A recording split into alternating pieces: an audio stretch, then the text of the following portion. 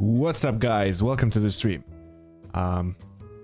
I'm going to do, the casual, the usual, reading through the live chat, welcoming people. Welcome, Mayren. Is that, how do you, M3 Rain? Huh. I never actually thought about pronouncing your username. Welcome, That Guy T. Welcome, Zodia Duke. Welcome, Zeke. I'm glad you can make the live stream before work. I know it's at an awkward time for a lot of people, with the time zone difference and things. Welcome, Chandel, Zodiac Dudes. Luca is a Slenderman confirmed. Yes, no face. Today, and for the foreseeable future streams, the intro is not going to have a face. Instead, you're going to have that winky intro animation you've just seen. I've been trying to up my production game. The quality of my stuff, at least the visual aspects when it comes to both the streams and both the videos and everything. Hey, welcome, Andrems. Welcome, hello. I'm glad you can make the stream. Today, believe it or not, I'm actually really tired, so I don't think I'm going to drag this stream on, the regular 3 hours or so. I actually kind of want to get it over and done with. I forgot during the day that I was supposed to stream, and then plenty of people reminded me. So, yep. I could say Marin, but with an do as well. Okay, I don't know. I'm just going to call you M3. M3, yo. So, okay, today's agenda is going to be the continuation of what we've done last week. Which was the party selection screen thingy. So I'm going to be working on that again today. I'm going to try to get the actual interface up and running, integrated plug and play into Essentials. Now, I know I said I'll do my homework and actually do some research on how the functions behave and work, but I didn't. So yay. Hey Ritsu, welcome. Hey Rix, welcome again. Glad you guys can make it on the next stream. I'm seeing a lot of familiar faces, which is cool. I'm glad, regulars are coming. Okay, so I'm streaming at a higher bitrate as well. It's currently floating around 5 megabits per second. Hopefully I can keep it up with my internet connection. Like, theoretically, I'm getting 10. I should have 10 megabits per second speeds, at least in the uplink department. But we'll see. I don't know how this goes. What else was I going to say? Yeah, so no video came out this week. I was kind of really busy with university stuff, but I'm working on 3 videos for the next time. So hey, there's something for you guys to enjoy and look forward to if you like these kind of things. So a tutorial series, a kind of new short video, and this piece I've been practicing on the piano. So that should be dope. Okay, scene switcher works apparently. So last time we did the panels right here. We did the different functions. We did the refreshing one, the updates for blah blah blah blah blah blah blah, flattening for drawing shadows. And today we're hopefully going to integrate it into our thing right here. And for those of you who forgot what it looks like, I'm just going to give you a quick reminder, and where is it? It's here. So we're trying to make this a reality. So I've added one thing I've done off stream, which I kind of remembered after I finished up the stream last week, is that I need a selected thingy value for this boy right here. And then I also need a panel to switch the rect X between the 2 panels, because if you remember last time, we've set it up to be basically both the graphics are in one right here. So in order to make this work properly, we have this in the update right here, and that's that. Sup Glavash, what's up my dude? Am I going to work on the Z moves? No, the Z moves are pretty much done. Maybe I need to, like polish up 1 or 2 things, and then I'm going to release it. But yeah, I'm not going to work on Z moves today. First was way fine. First was way fine. Okay, okay. Marin. Actually, my younger brother is called... you can call him Marin, like with the English pronunciation, but it's Marin. M-A-R-I-N. So, yeah. Okay, well, implementing this is going to be, you know... So, from the thing I've seen last time, pretty much what I do want to do is I want to start off with editing the scene, which is this chunk right here, Pokemon screen scene. And we start off here, a PB start scene. So of course I'm going to keep the sprites initialization thingy, and I'm going to keep the party, and I'm going to keep the viewport. And this, I guess, I have no idea what this does, but I'm going to change the way the message box works, the help window, message help thingies right here, and yeah, for IN026 we're going to change the way the panels work, and that's going to be pretty much it. And maybe I do want to make a button right now, but actually, if I'm not mistaken, I have already made classes for these buttons somewhere around here when we were working on the Pokédex screen. Where is it? A scrolling sprite, rainbow sprite, command button right here. Okay, so yeah, I do have this. I have the set button. I can, since I'm pretty much using like, oh, okay, uplink speed is dropping. It's kind of dying slowly. Oh boy, am I going to have internet issues again? That's going to be great.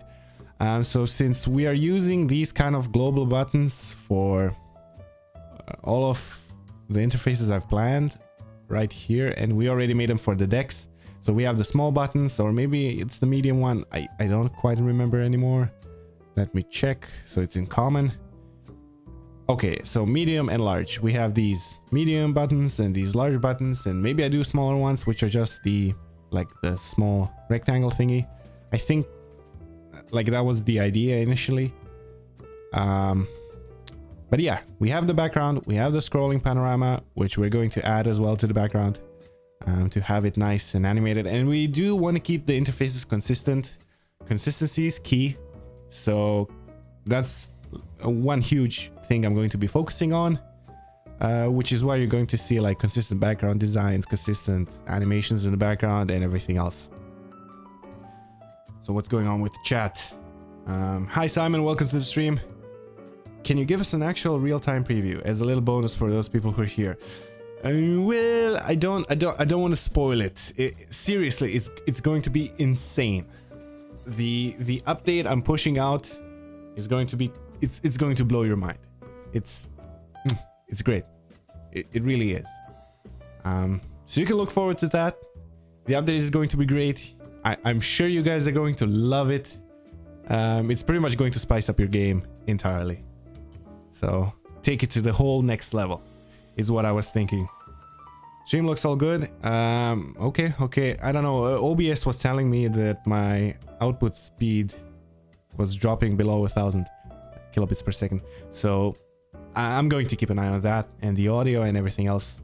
I'm assuming I'm expecting actually for my thing to crash. I've been having some weird like Windows UI issues where Explorer for some weird reason glitches out, then it kind of crashes, and then it reboots itself, but it doesn't reboot itself properly, and then I have all these UI messed up elements on screen, and I have no idea how to fix it. I don't know what's causing it. I don't know what programs I have in the background that could cause it. I don't have much on my device when it comes to software. Okay, so we have this, and let's go into the party. Okay, so the first thing I'm going to do obviously is get rid of the background.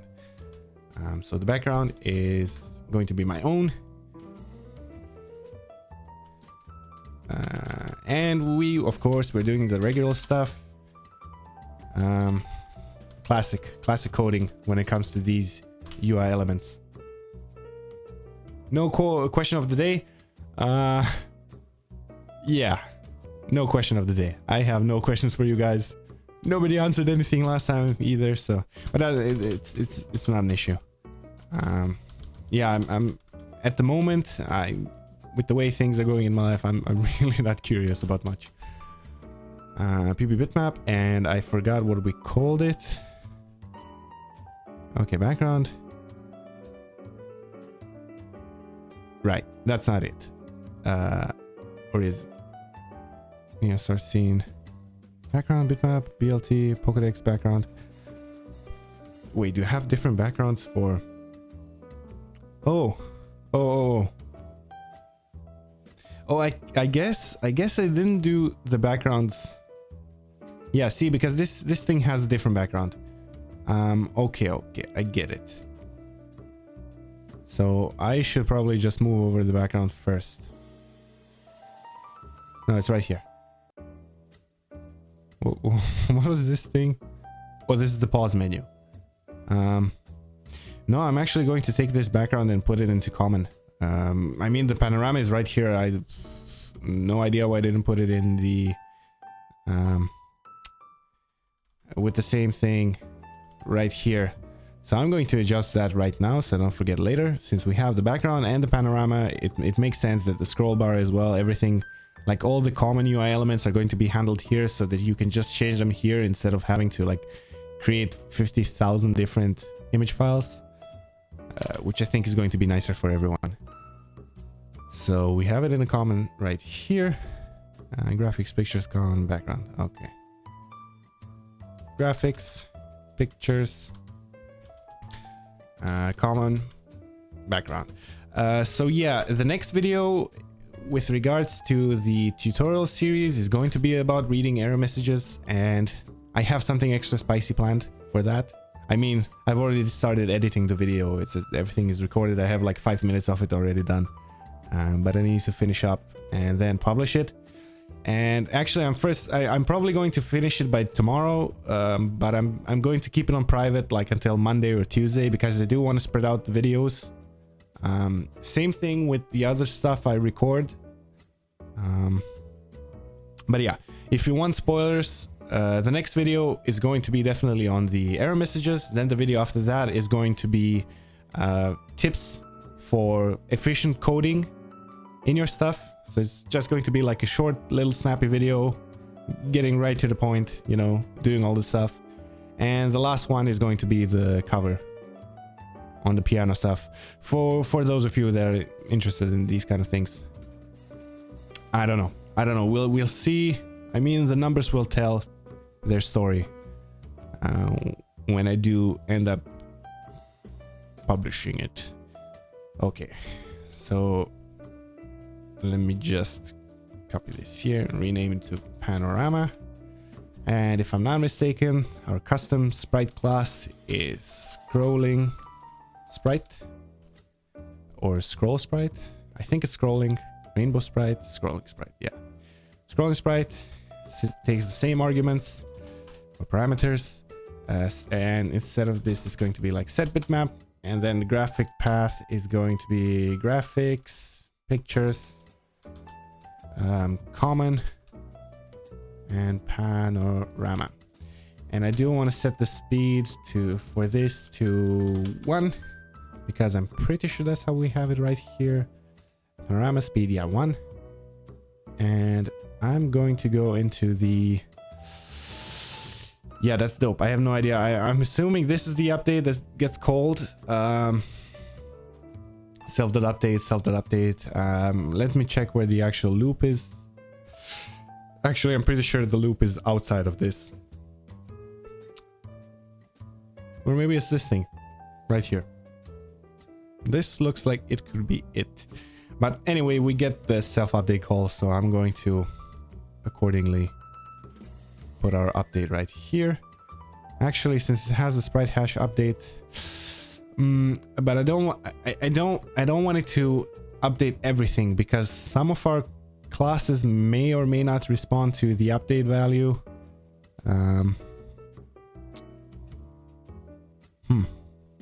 Yeah, let's do it manually by now, for now. And yeah, because I do want to have control over which elements I'm going to update, because if I write my custom message box right now, I don't want to update this constantly every frame. That may, you know, end up messing up performance or impacting the performance. Hey, for Alligator Gaming, glad you can make it. Welcome back, welcome back. Yeah, Friday, it's Friday. Gotta get down on Friday. Hey, Professor Jigs, welcome as well. YouTube was being dumb, I didn't get a notification. I don't think it was your fault. I forgot, I completely forgot to schedule the stream. So I did it like 45 minutes ago or something like that. I scheduled it really lately, and it's probably why I didn't, you know, pop up in your feed. Actually, I have no idea how these... No, wait. Yeah, I think when you schedule a stream, it pops up in like the user's sub feeds or something like that. I'm not... yeah. I had this one video recorded, which I scrapped in the end. It was kind of a ranty video, but kind of a spoof video, and I was debating on, you know, putting my face online, but I ended up... I actually have the video, I edited it, I recorded it, I rendered it, I have the video finished, but I don't think I'm going to upload it.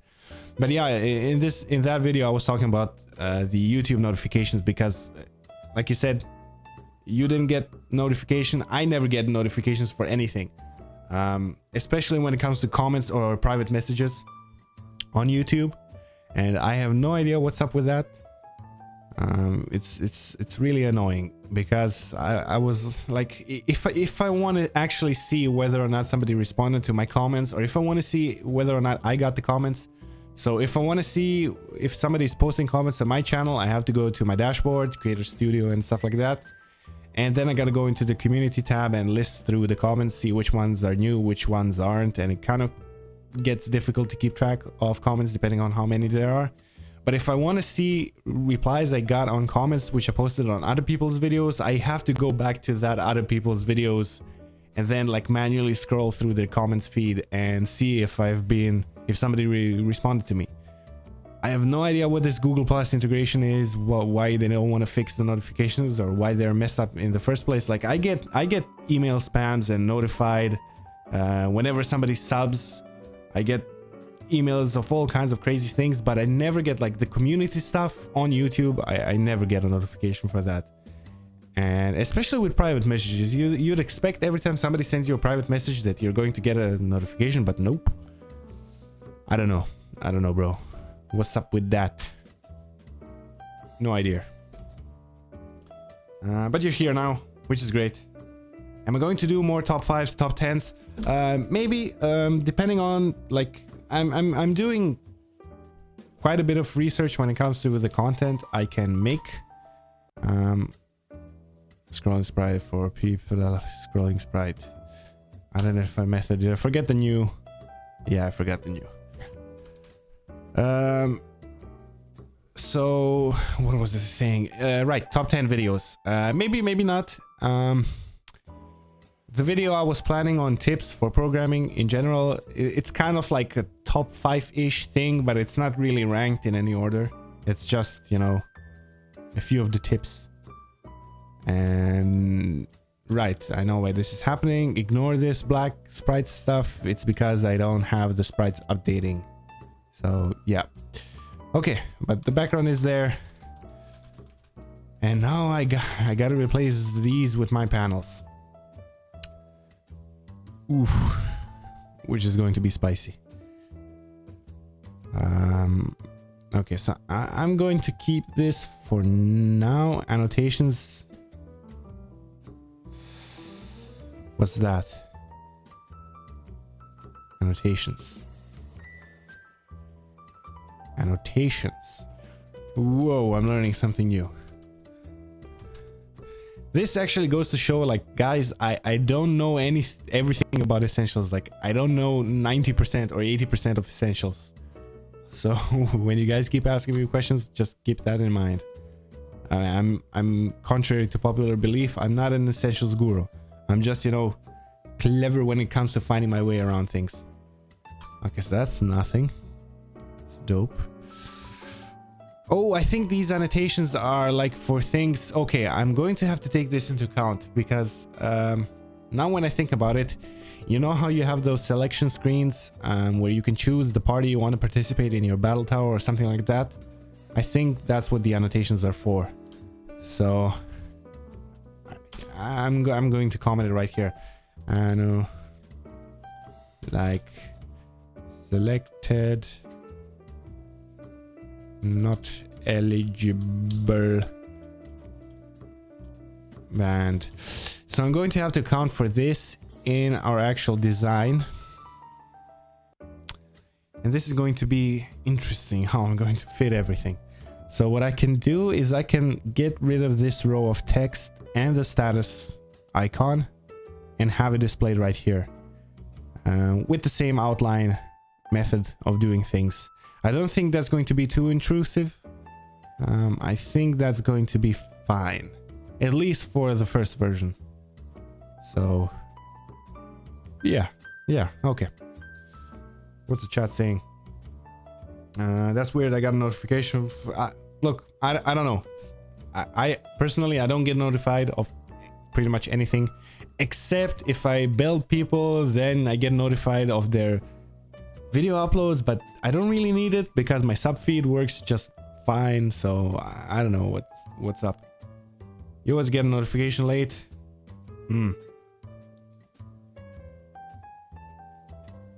Yeah, not that that's a lot or anything. Like, I don't know, 90% of the stuff, you know. Yeah, I know 10%. That's okay, dude. That's okay.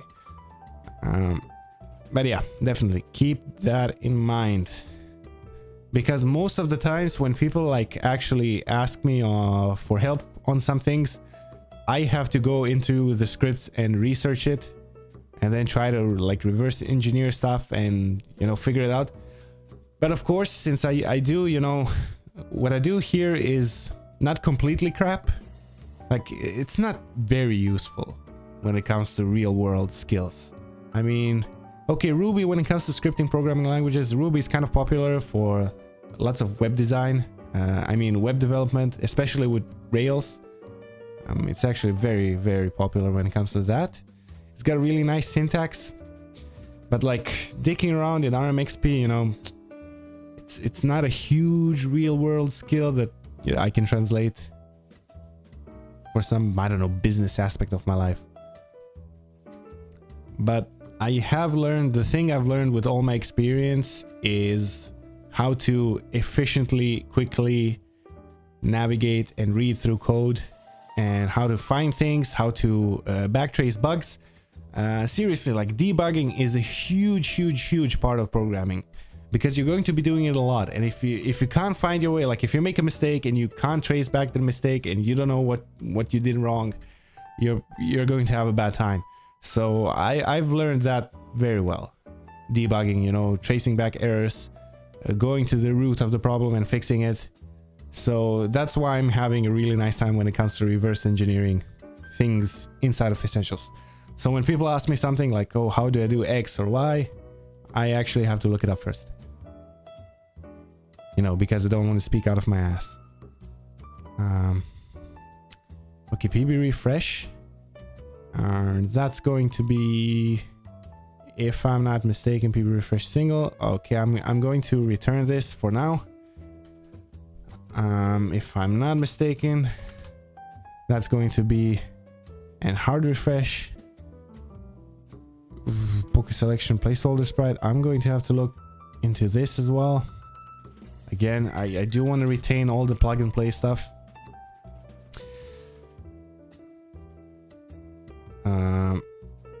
This I'm going to just jump out of the, actually break out of the loop right here and here. For the first testing, while I'm positioning my stuff, I don't want these things to interfere with my custom class, because I'm pretty sure I haven't transferred all the necessary components of the old stuff. Okay, so switching begin, switching end. This I could also keep. I think, yeah, this actually looks nice. Maybe I might like change up the animation just a little. I'll see. How is this actually? Let me go back into here. I have screenshot. So I think this is, it goes first, second, third, fourth, fifth, sixth, right? It's not like 1, 2, 3, 1, 2, 3. Yeah, I'm pretty sure. As sure as I can be. What else do I have? The Pokemon stuff. Annotate. Yes, right here. Dot text. This, I definitely want to add the function dot text. And what I'm going to do is the dot text, like the function text, is going to refresh the thing automatically. So I'm going to return from here as well. And that's it for this part right now. And I do want to keep the naming conventions. I'm pretty much going to keep everything the same. For... let's actually go in 0 trainer dot party dot length. If you've seen with the default essentials one, it goes actually from 0 to 6, but I'm just going to go from 0 to trainer party length, and then I'm going to skip over the, like, this is hard-coded from 0 to 6, but I'm going to skip over the, instead of like rendering the blank ones as part of the same class, I'm just not going to render them in at all. And then if the sprite doesn't exist, it's basically going to iterate to the, it's going to jump to the next iteration in the loop. So that's not going to be an issue when it comes to throwing errors in my face. Again, I'm trying to provide more commentary this time around. Hi Luca, I know it will eventually come for the Pokemon menu, but how do you get the border of the Pokemon icon? You put the same graphics and zoom. I know it will eventually come the Pokemon menu, but how do you... how I... it's my own custom function. So I've written a lot of crap here for sprites, as you can see right here, you know? Made my drawing rectangle stuff. Snapping the screen size, taking a screenshot of the whole thing, but it's going to get cropped by the viewport. So if your viewport is smaller than your actual screen size, you're just going to get this thing screenshotted instead of everything. Then I got the thing for skewing sprites, you know, giving them a nice distortion for the shadows. Then I got the blur sprite. Then I got getting the average color.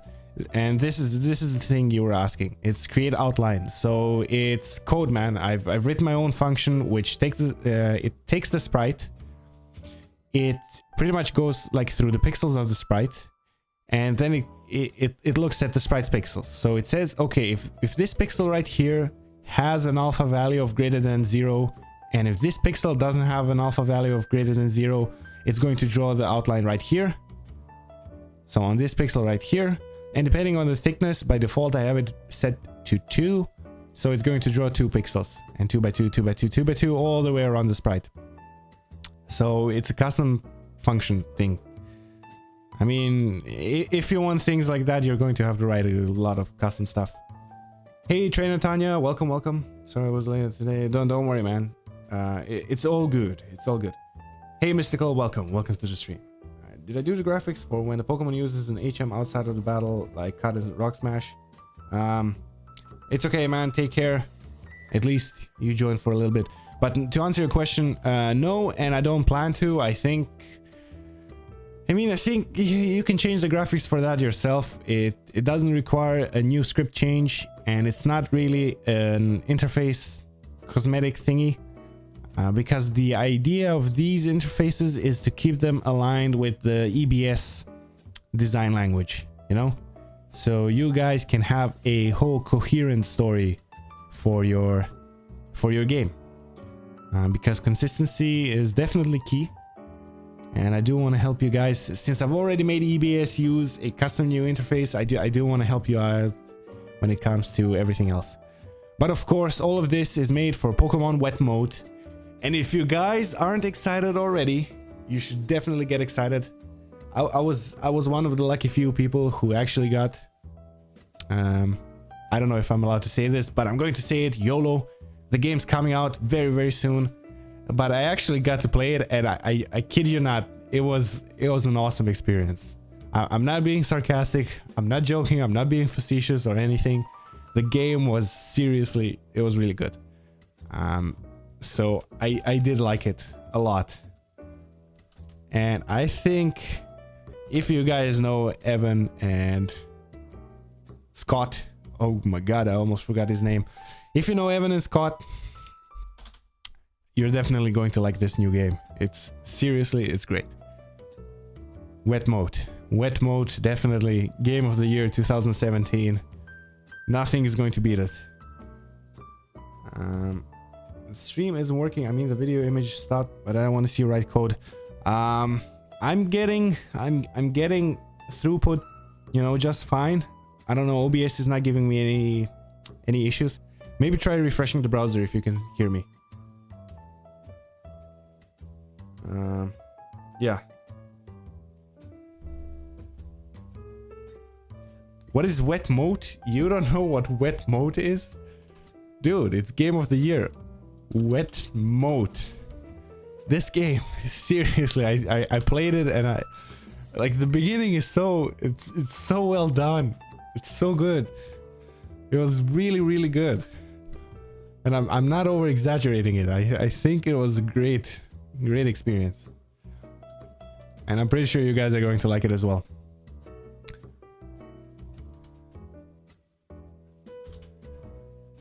Okay, so let's load up our class right here. Party panel cell, and we're passing through the viewport and the Pokemon. Okie dokes. So, not new. Add viewport, Pokemon. Okay, so I'm going to get this, and then I want to get the X and Y values. Okay. Oops.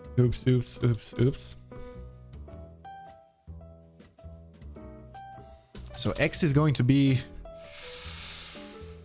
why not? Let's open it up.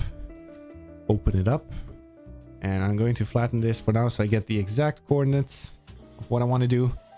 So this is going to be X of 10. So this is going to be 20. When it's doubled, because you got to remember this is I do all my design work at 50% of the size. See here? So this is going to be 20 plus, and then I'm going to take I divided by modulus of 2. I modulus of 2 is going to go 0, 1, 0, 1, 0, 1. Yeah, so that's what we want to do. 0, 1, 0, 1, 0, 1. And this is going to be multiplied by, and I'm going to take the difference of this x coordinate and this x coordinate. So it's going to be 122 times 2, 244. Times 2, 244. And the y is going to be equal to...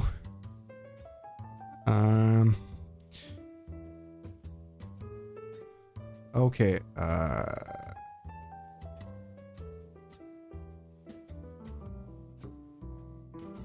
Okay, so it's... I'm going to do the same thing. Here. This is going to be offset a little.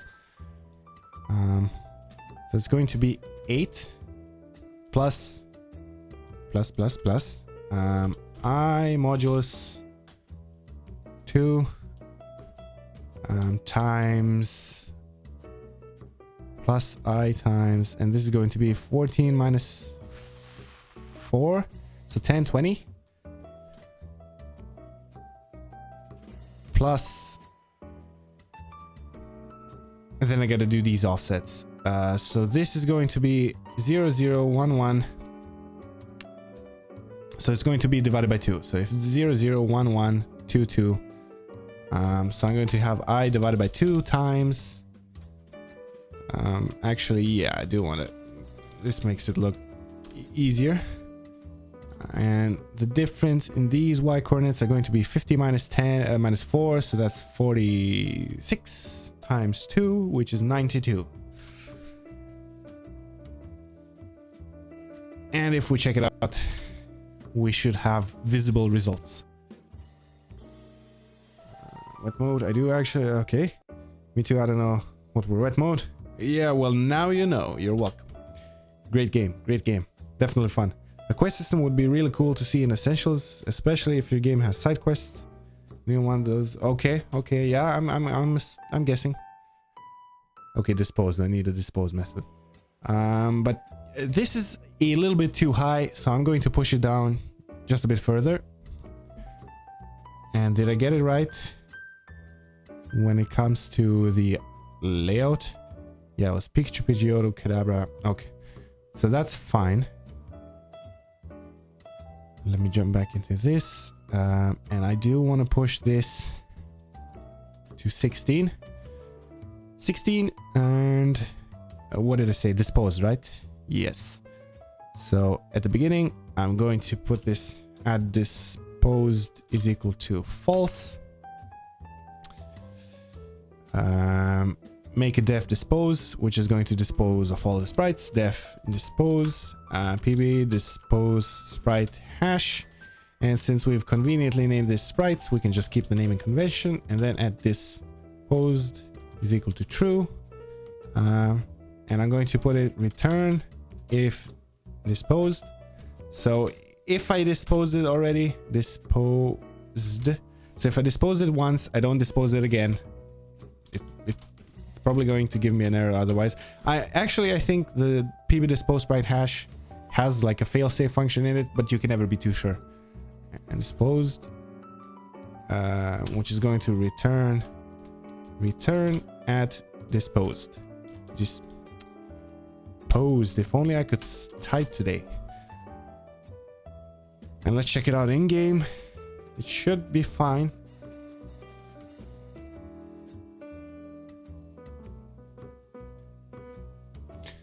I don't know what's happening. The rest of the people are following the stream nicely from what I can see in the comments. Try refreshing the thing. Try to see if something like I don't know what kind of blockers you can have that actually block YouTube feed. I don't know if it's an antivirus type thing. Okay, and right, I forgot this. You're not seeing this, but I actually have an error on screen. Okay, but the positioning of this looks about fine. Right? This was the design we were going with. It pretty accurately matches this. And we're going to set the default selected to be 0. So let me get rid of this. And def color is equal to val. And for key in sprites, not keys. That's sprites key, not color is equal to val. And I'm assuming that's what it needs for fade in, fade out stuff, you know. But these are regular sprites inside of here, so that should work just fine. Just fine. Dispose. I got this. And what was it saying? Okay, so we want to set the first sprite to be active. And I don't think I've added it. Yeah. So it works in the update. I don't know if I need it before the refresh, but I'm going to put it before the refresh just in case. So got selected. I think that's what I named it. And the selected equals true if I is equal to 0. The selected equals true if I is equal to 0. Selected. Yes, I have it right here. Now let's check it out now. Hopefully no crash.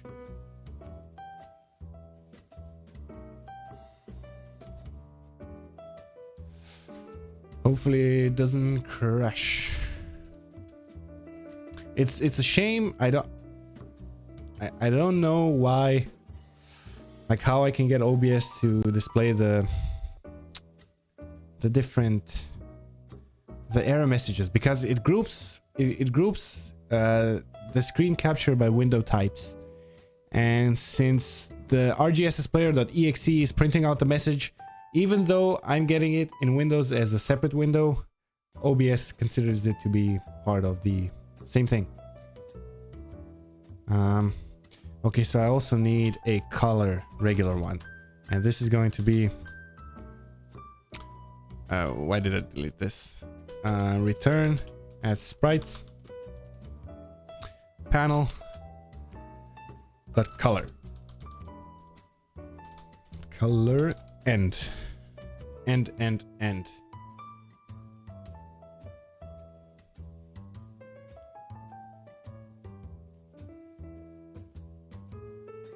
Try giving him a nice little smack. What? Yeah, okay, so this is not crashing, but I'm not getting the selected thing. Oh, because I know why. And now I gotta give these guys an update. And I'm going to do it in my updates function. Makes sense.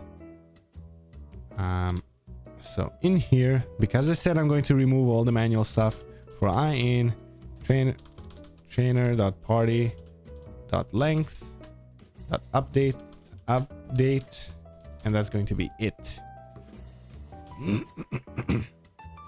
sorry. Okay, so it was antivirus. Yeah, I don't know. Different things can block. Like my router can also block internet access, and it definitely did for a while. Each for fix now. Oh, right. 0. See, I make these new mistakes when I do these kind of things, but again, you know, like I said previously, quick debugging skills, like pew pew pew, I see errors in my face and I can immediately fix it. Okay, so that's kind of the main gist of things. We have this Pikachu thingy bouncing up and down. We got the icon sprite. We got the icon sprite. We got the icon for the items. We've got all the other Pokemon. We've got the HP bar being drawn properly. EXP bar as well. What else is rendering properly?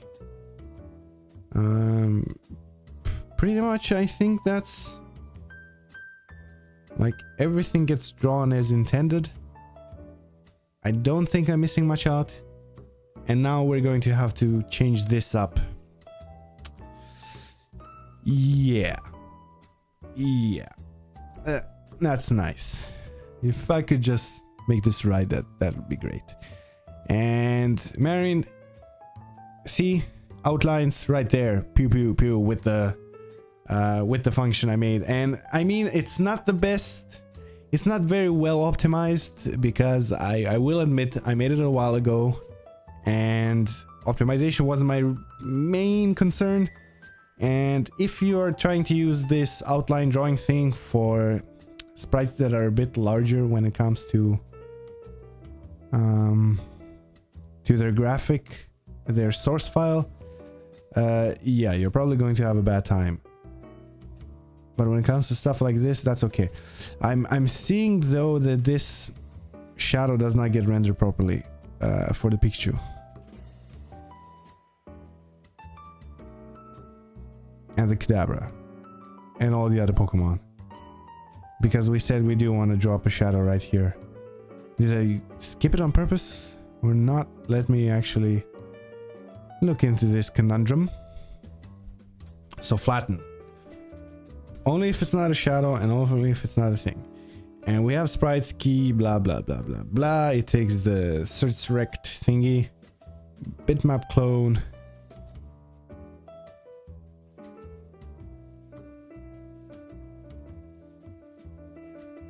BLTEX, BLT.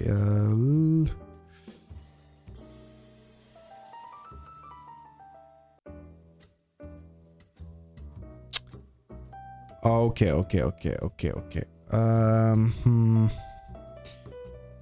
Right. I probably don't want to have the EX values. No, I do want to have the EX value at 2 right here. And this is going to be offset by the EX.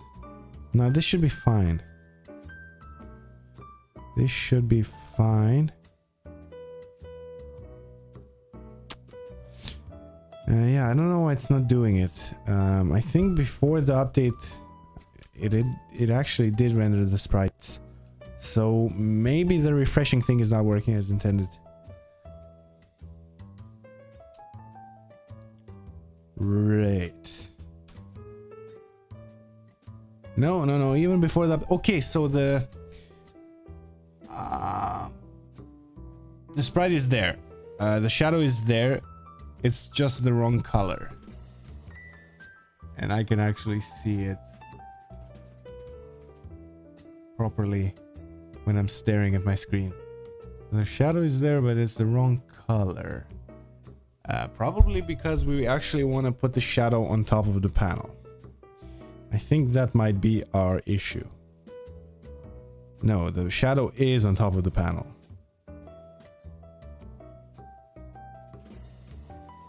So, what are you doing? The color should be a solid black. Shouldn't change color. Huh. Well, I need to go back. Okay, that's not an issue, Rix. I'm glad you could make it at least for the beginning of the stream. Hopefully you got your money's worth.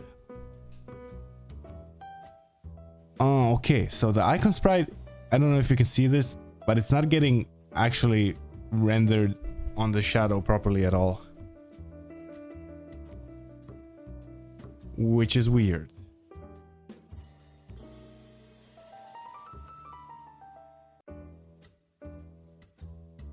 Oh, I get it. Haha. I know what it is. Oh boy, it's this right here. Next, if key is equal to shadow. Okay, so this was the poop, because the thing, you know, it fades in the sprites with the color, and I'm probably going to get rid of that. Actually, I'm not probably going to get rid of that. I'm going to get most definitely rid of that, like default fade in, fade out transition, and make my own. Probably something like we've done here, you know, with the opening and closing. Well, like I said, consistency. I want to keep it consistent. And okay, so now the shadows are as intended. Yeah, that looks, I actually dig it. I like it. I don't like the positioning of the icons for the Pokemon. They're 1 pixel not right. But we did set it. Okay, so I'm going to hard code +1 offset right here, because I have noticed it's with every single sprite. And you know, since we're working with essentials, we do want to keep everything at scales of 2. We want to keep it binary. Well, binary is 0 and 1, but you know what I mean. Okay, so yeah, that definitely looks better, a lot better when it comes to the pixel positions. Actually, I can also see that the X position deserves the same treatment. So I'm going to push both the item icon and the Pokemon thingy. Like, I'm putting my face really close to the screen to see everything. It's kind of difficult to tell. Oh, no, I did offset this by 1. I shouldn't have. And instead I'm going to offset this by 1. Actually indented by 1. Okay, so let's check it out now. I'm only working with 4 graphics at the time, so that should be okay. Yeah, hopefully. More in-depth testing if you have... My nose is blocked again. If you have anything to report back to me, please do. I don't mind. And this looks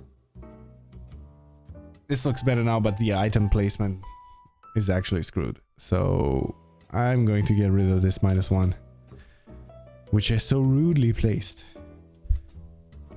I do want to get this pixel perfect, so pardon me for the tedious aspects of everything.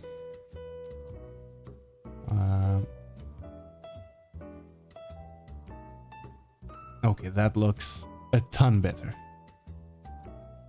You probably can't tell from the stream because I am my stream capture is still at 1080p, but I'm outputting at 720p.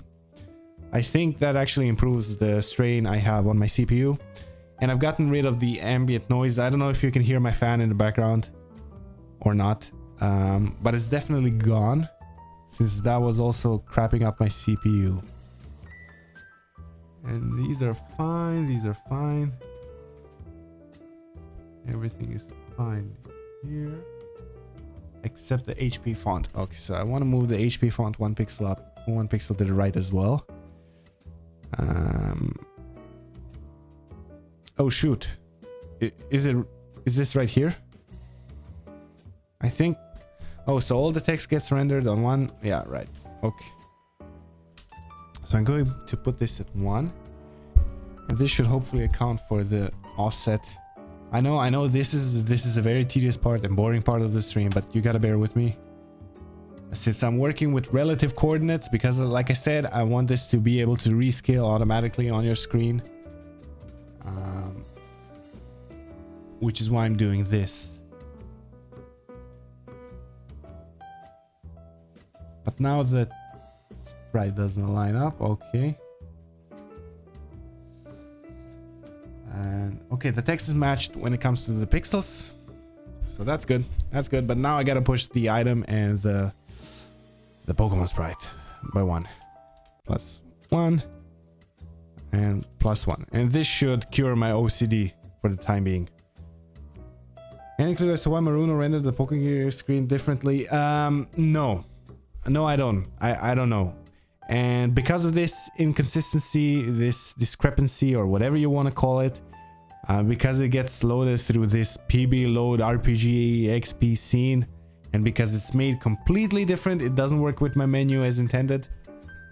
But okay, since I'm going to redesign every single interface anyway, I guess I'm going to do the Pokégear screen as well, and maybe most likely add more functionality to it, you know, kind of spice it up for you guys.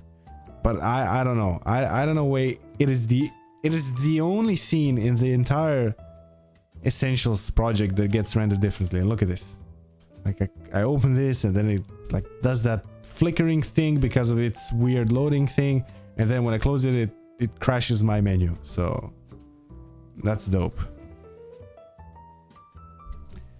Checking for pixel offsets. And yeah, that looks decent. Okay, so we got this. We got this definitely sorted out. I'm going to put the update back again. And what did I say I want to do? I want to do the message box right here. Oh boy, that's going to be fun. Are you going to show Z moves in this live stream? No. I'm not going to show Z moves.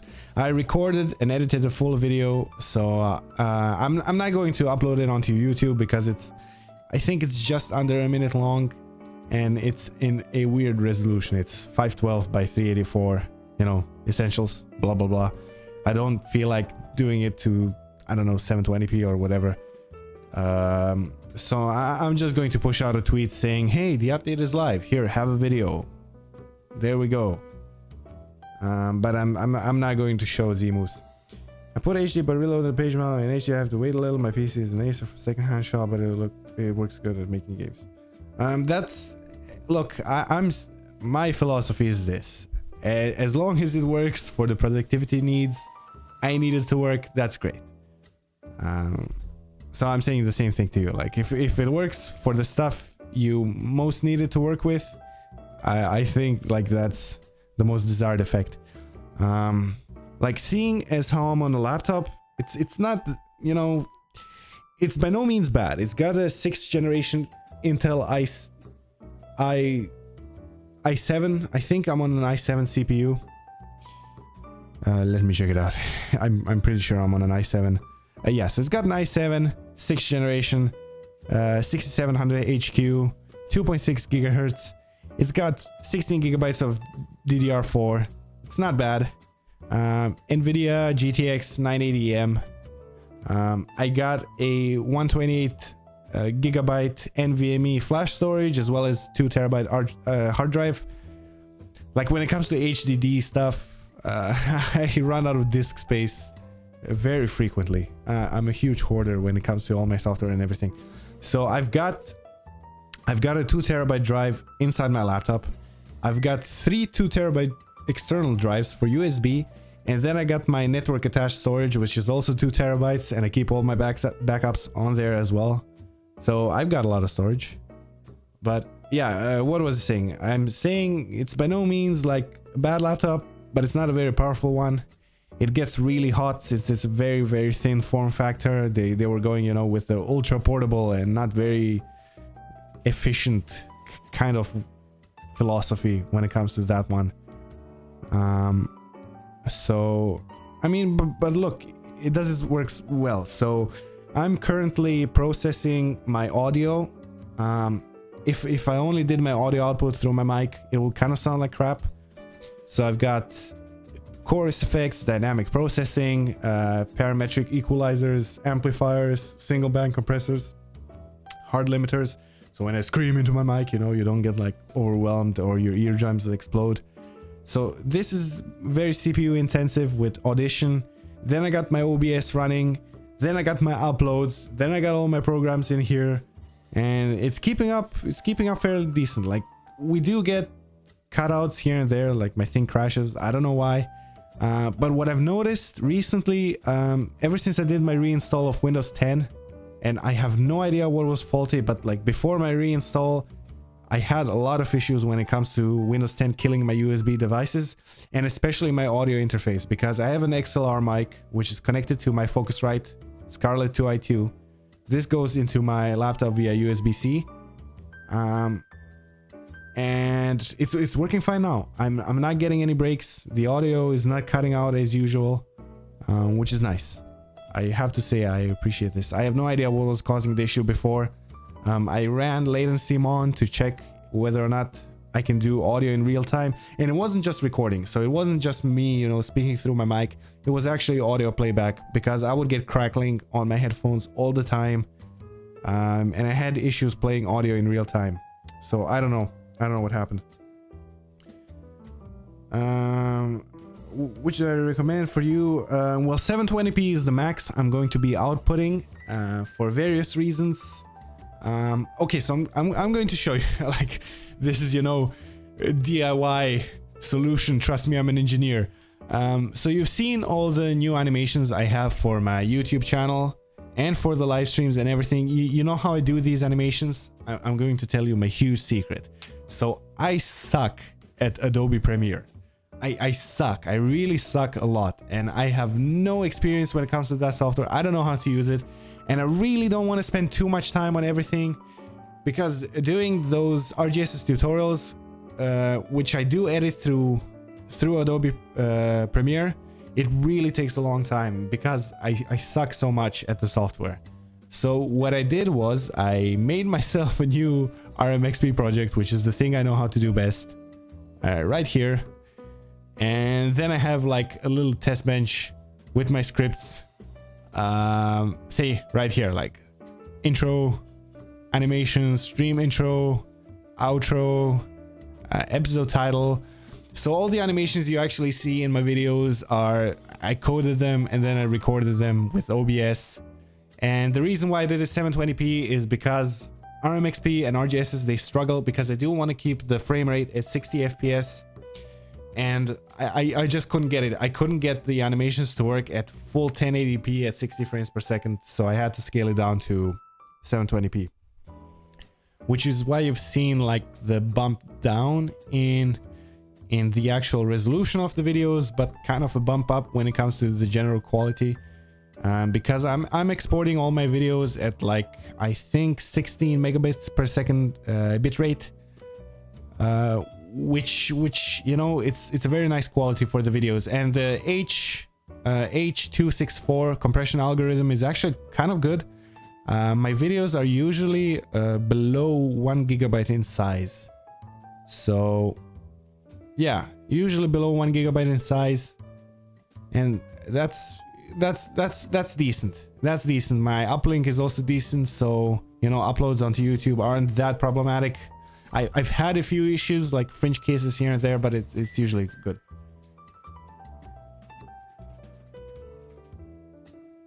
OBS was showing the other project. Yeah, I mean, OBS does that. It takes the general capture of the window I'm working on. Oh no, the other project. Oh boy. So you didn't see this. Okay. Well, never mind. I was... Yeah, okay. Whatever. I get what you mean now. It's basically like the short story was I have custom scripts in RMXP which do my animations for my videos. That's the gist of the story. Best upgrade for any PC is solid state drive. Yes, definitely, and especially if you have an NVMe drive, the difference you can actually kind of feel it between mSATA and NVMe standards. But NVMe flash storage, especially on the small form factor, is kind of expensive. But it came bundled with the laptop, and the laptop was, I think, actually I don't know how much it costed. I don't want to pull a price out of my ass. Okay, so geez, focus. So that's the story behind my video production stuff. And like I said, I do, you know, I keep working on the quote-unquote quality of things on a daily basis. I do want to make the videos as nice as possible, because that's the whole point of having visual stuff, so it looks nice. Ned. Jeez. I don't know what I'm going to call my class. Let's go with something completely creative, right? Custom help text bro. Actually, custom help bro. Okay, that's good. Def initialize, and we're going to pass a viewport, of course. At viewport is going to be equal to the viewport. One other thing I've done is I've increased, because I'm doing audio processing in real time, you know, to make the smoother quality of sound. I've had to upscale, like increase my latency, because before I used to get audio crackles, you know, it would be like, and I think the audio quality right now is better than it was before. Like, at least from the last stream I've watched back, the 10-minute chunk I've looked at, it was okay. Well, Mystical, that's okay. I'm glad you could make it at least. Hopefully this wasn't too boring for you. Okay, so I'm just going to finish up this, and I'm going to call it a day for the stream. Like I said, I'm incredibly tired, and I'm hungry as well. I do want to eat something, and yeah, basically uni is kicking my ass right now. Both the scheduling and everything else. Okay. So the custom help bro is going to have its own sprite for the text. So with everything else, I'm going to make a sprite hash, and I'm going to have two sprites. So one is going to be in the common. It's going to be UI bottom, but which one? Oh, all right. UI bottom. So this is going to be this thing. And okay, so at sprites, panel, again, very creative name. I know. It's going to be sprite new viewport.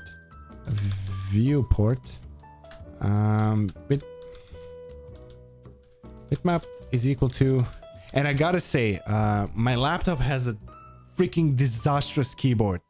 Like, all the keys feel different. They're mushy chiclet keys. Blech.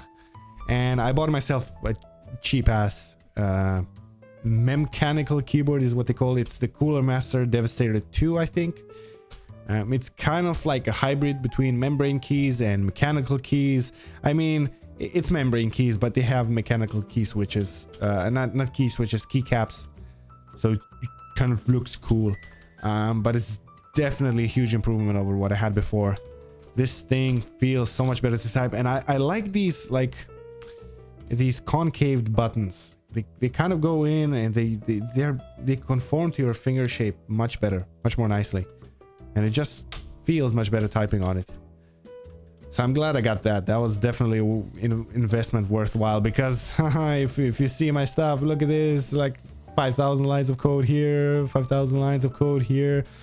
Okay, 2,000 lines of code here, more here. Let's see what's here. Oh, look, almost 3,000 in here. Again. So the bottom line is I type out thousands and thousands of lines of code, even daily. So I'm glad I invested at least a bit for a better keyboard. And it's a much bigger delight to type on. UI bottom.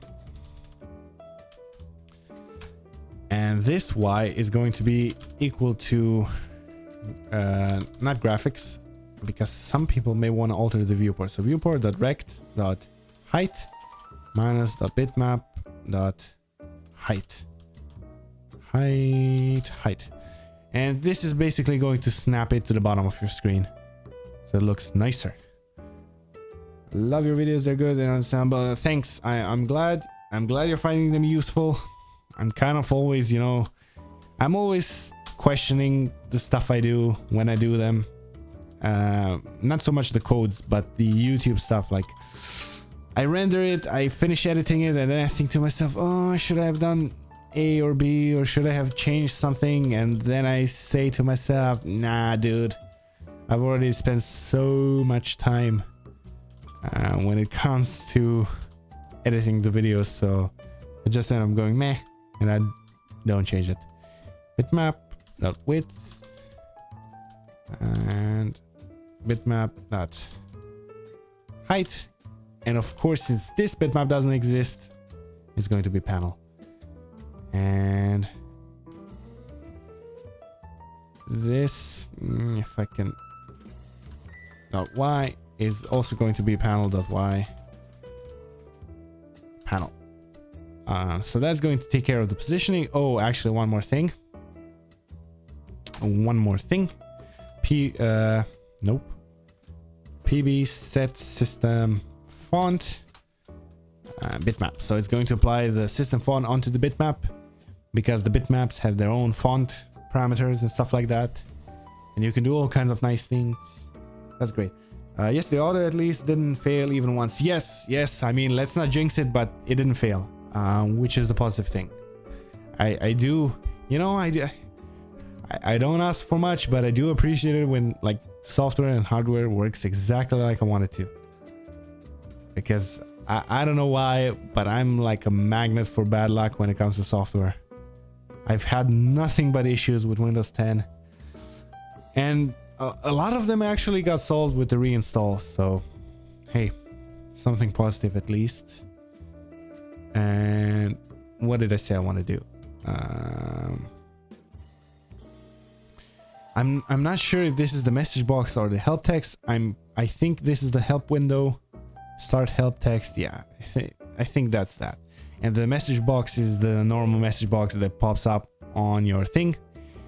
Which kind of reminds me now.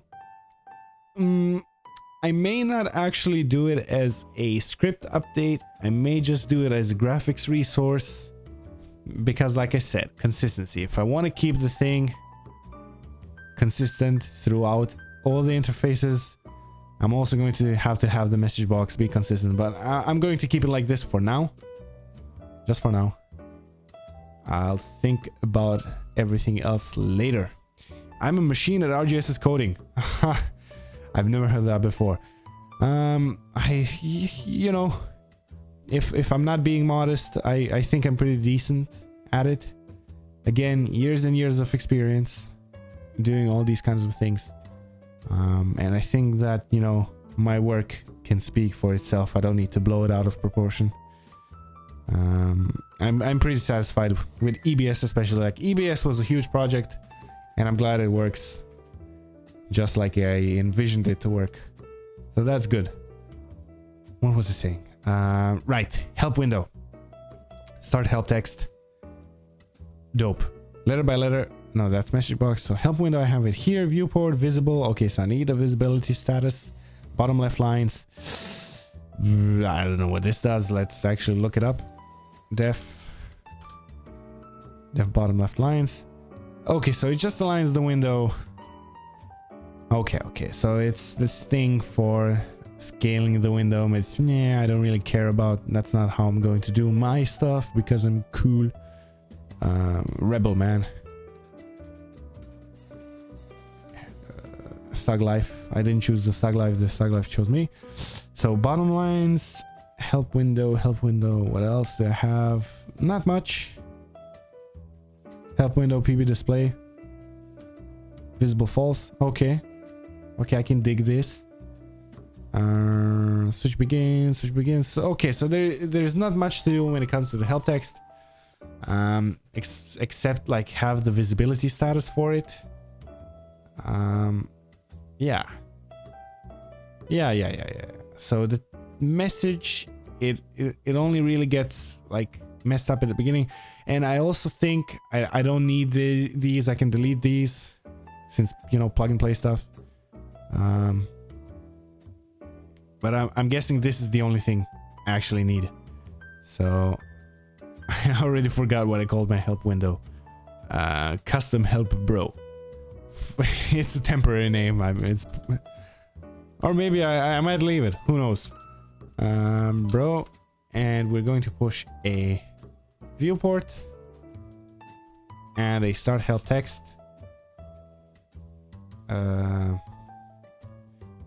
Help. Just text. And text is equal to text. And maybe, who knows, I might want to change it later, so I'm going to put an attribute accessor right here for the text. So what else? I was also looking at differences between Python and Ruby, like more in depth. Believe it or not, I still do some research on these kind of things. And I mean, when it comes to general syntax stuff, they're kind of similar, except the indentation Nazi thing Python does. But to each their own, you know, some people like it. Some people are into S&M. I don't judge. I really don't judge. But yeah, like Python, for example, Ruby forces you to have your def names start with the lowercase and your class names and module names start with the uppercase, while Python doesn't, which is nice, you know. But overall, I'm kind of leaning onto the Ruby train of things because I do think for me, it's a little more flexible. So I do like it more. I do like Ruby. Actually, like it quite a bit. So I'm assuming I'm going to have these as well in my help text, bro, because of, you know, the transitions and blah, blah, blah, blah, blah, blah, blah. So these are visible. Right. I'm also going to put it here. Def. Visible, return, sprites, panel, dot visible, and end this off, and then def visible is equal to a value, and again I'm going to do this thing right here. Except I'm going to get rid of this, and I'm going to get rid of this in the next one. Visible, not too visible, visible. And this is this. And since I'm keeping the naming conventions consistent with the panel right here, that's okay. That's going to work. Look at this. Plug and play solutions for plug and play stuff. I mean, maybe I could have subclassed. Nah. Make my own one. Luca lol. Hey Jonas, welcome to the stream. I don't think I've seen you in the chat before. Not before as in ever. I don't think I've seen you in the chat today. I should be more specific. Okay, so text this, and I think the method I'm going to use is draw text ex, if I'm not mistaken, for drawing the text. Maybe not. Let's think about it. How long can this message be in general inside of essentials? It's usually just going to be choose a Pokemon, right? Yeah, I guess. Maybe. Probably. Okay, so now I'm going to use this. Instead, I'm going to go with text. And I'm going to go with text. right, text. I think X coordinate comes first, then the Y coordinate. Yeah. Dot bitmap dot height divided by 2 minus 16. I think then we have the line, and then we have the shadow color and the base color. So base color is going to be white, and shadow color is going to be black, but it's going to have a translucency. And I'm not sure if this is going to get messed up, because it did get messed up on my Pokédex screen. We're just going to test it out anyway. Okay, so PB, draw text positions, add sprites. I don't know why I'm typing it out, but whatever. Dot bitmap, and then we're going to go text. And again, I'm not sure if these coordinates are going to exactly center it. We're going to see. Okay, let's see the monstrosity I've created.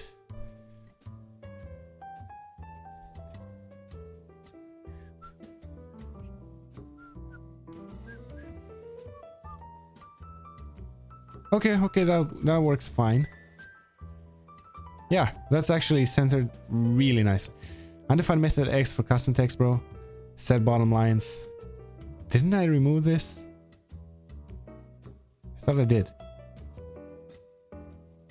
Okay, let's search for the help window real quick. Help window. Oh. Resize text to fit. Boom. Okay, so the text is going to get right. Okay, so I do want to get rid of this. I do want to get rid of this. And I'm going to keep the function of text, and I'm going to make my... I was thinking of doing it, and I'm going to do it with... Get rid of this as well. And we're just going to have the text. Just the text. And because it's going to be static, it's going to be snapped at the bottom of the screen anyway, so I mean, I don't think I need to bother with it. And in here I'm going to go def text is equal to, and then a value, of course, and this is going to overwrite our attribute. I should actually change this to reader, just so it doesn't interfere. And we're going to take this bitmap. We're pretty much going to clear it. And then we're going to take this and draw it again. Actually set text to be the val. And this is going to be it. Hopefully that doesn't break anything. What features, gameplay elements would GameFreak need to add change to the next Pokemon title to make it your dream perfect Pokemon game? Oh boy. I don't know, dude. Okay, see, that works. I don't know. Actually, I need to push these guys up because now they're interfering with this. I really don't know. I just, I'm... the only thing that probably irritates me is when they add like these gimmicky new things and they try to pass it off as like groundbreaking new features or lore, must have lore when it comes to Pokemon. And like, no man, Mega Evolutions and Z moves, they weren't really my thing. Like, okay, Mega Evolution to some extent I'm okay with. It's not that great, it's not that bad. I really don't care about them removing the gym system. Like, I thought the gym system was fine. I thought that was what the Pokemon franchise was about, beating gyms, having a casual times. I don't think Pokemon is for the hardcore player. I think those competitive players are a very like small portion of the Pokemon world. It's mainly kids who just want to have fun. So I don't think there needs to be too much grinding in the game. I kind of like the EXP share. because you can have it off if you do want to grind, and you can put it on if you don't want to grind. Personally, I'm not a fan of grinding in Pokemon. It was always irritating for me. I never liked the grind. So I'm glad we have the EXP share. But what I would actually like for a Pokemon game is a better transportation mechanism system thing. And they did improve it. Like I said, I didn't play Sun and Moon, so I can't criticize Sun and Moon on the game mechanics. The stuff I don't know about. I know enough about Z moves to say that I'm not the biggest, you know, it definitely is not a selling point for me when it comes to game mechanics. But I did like what they did in Omega Ruby and Alpha Sapphire, where you could fly to every single route. And I do like that they got rid of HMs completely inside of Sun and Moon. I think that was a nice step in direction, because I hated having HM slaves, because they would just, you know, fill at least 1 or 2 slots in your party with crap which you never used for any aspects of the game other than like slaving away with cuts and Linoon, man. Linoon. I just have to say Linoon, and then most people will know what I'm talking about. So I do like the fact that they kind of replaced the HM system, so it's more accessible when it comes to navigating through the region. I still think they can do a bit better job when it comes to navigating through the region.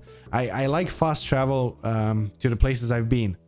So in Oras, you can get rid of, like, you don't need a Pokemon with fly. You can use the whatever flute, the Aeon flute, or I don't know what it's called, to summon Latios or Latias and then roam around Oras. But that's way too slow for my taste. So yeah, pros, I do like that they've like allowed us to, you know, be able to fly to a specific route. It's not just Pokemon centers anymore, which is great. But then again, like the cutscenes and the animations, okay, I get the appeal of cutscenes and animations, but I don't know, when you've seen them once, that's enough. When you see it like 5,000 different times, when you have to go from place to place, especially when you're like me, I was breeding for a shiny Honedge in X and Y for, I don't know, I think I burned through 800 eggs or something like that.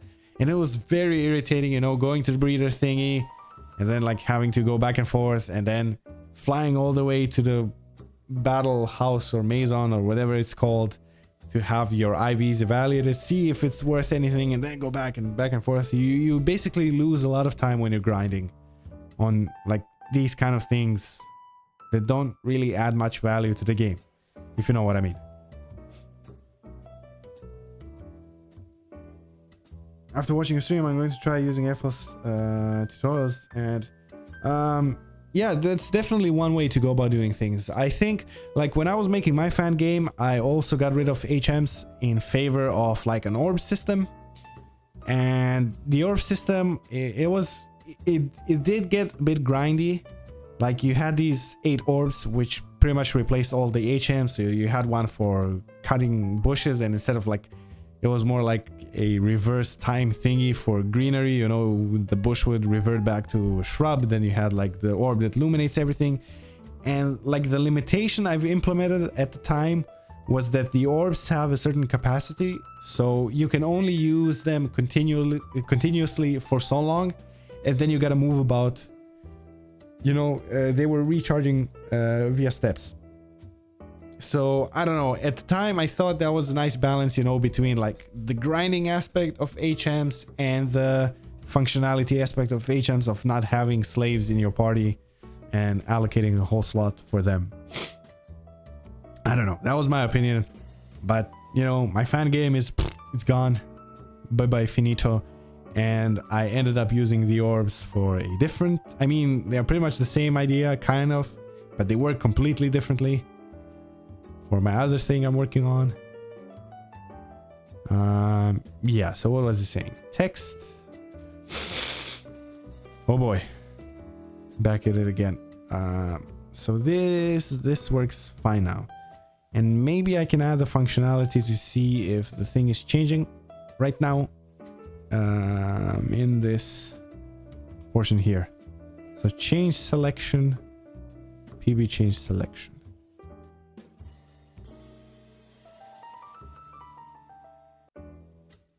PB selected. Ooh, I think... Oh, yeah. Okay. I think I know what I'm going to do for this. Confirm cancel. That's probably going to be used later. Nope, just once. Okay. So this is going to be I. And then this is going to be since basically in Ruby, when I goes from 0 to blah blah blah blah blah, in our case 6, I is going to stay 6 even if we get out of this loop. So if I were to print I here, it would be equal to 6. So I can go on and use the I here, and then I can go here and use the I plus 1, and then I can have dynamic processing of these things, which I think is a much better solution. Sprites Pokemon 0. Okay, I'm going to have to look into this. I don't know what this does. And okay, so please select, choose Pokemon, select. Okay, so this is going to go into multi-select. If it's multi-select, it's going to be 2. No, if it's multi-select, it's going to be 1, and if not, 0. So this is going to go to trainer.party.length plus numSprites. I'm just going to call it n because I don't want to waste too much time typing out stuff. Okay, so selected is going to be equal to this. So we got the select, and we pretty much want to do the same thing for everything else. Yeah, we want to keep it dynamic when it comes to how many items we have on screen, because that's it's much better way to do things, you know. Manually typing out indexes and then you like change one thing and you got to change everything, you know. I'm all for doing more work at the beginning, and then you can save yourself like the headache of doing it later.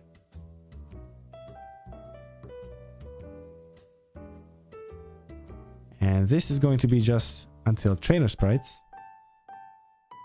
Sprite is a Pokemon selection sprite.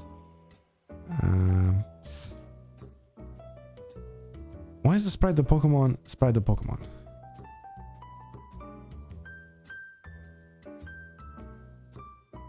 What do I have here? I have refresh, right?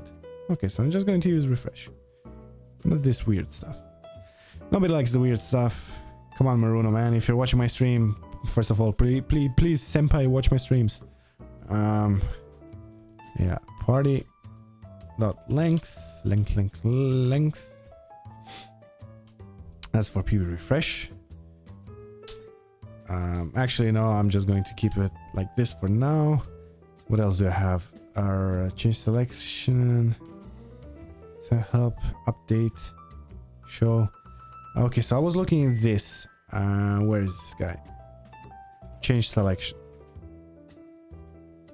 Okay, so the selection gets handled from here. I'm assuming the thing I've done right now is not going to break everything. You did a fan game? Yes, I did a fan game. Pokemon Blue Chrome. I still left the screenshots up on my DeviantArt. It's there for anyone interested. I'm not working on it anymore. Okay, so that's not working. Yeah, I used to do a fan game and then I stopped doing a fan game. PB refresh. I'm guessing I have to do PB refresh or PB hard refresh.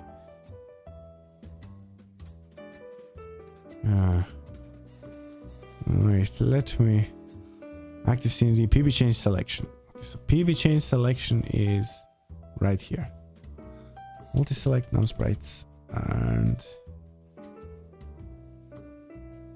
for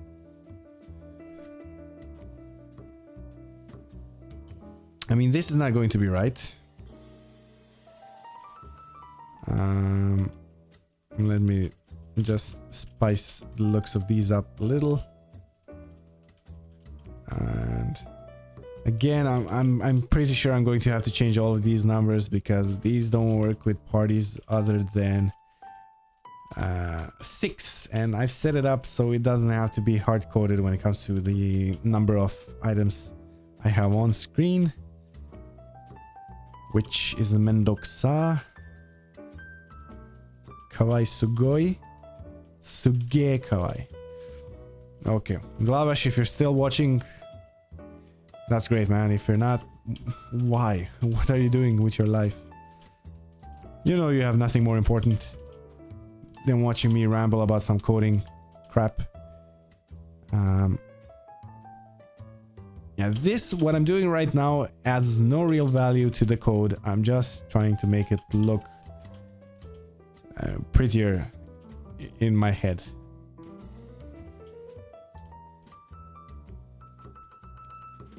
Okay, the multi-select for now works, but I'm not seeing it. Where is this? Okay, so it returns the current select right here in the PB choose. Okay, so it gets the initial cell, it gets it right here,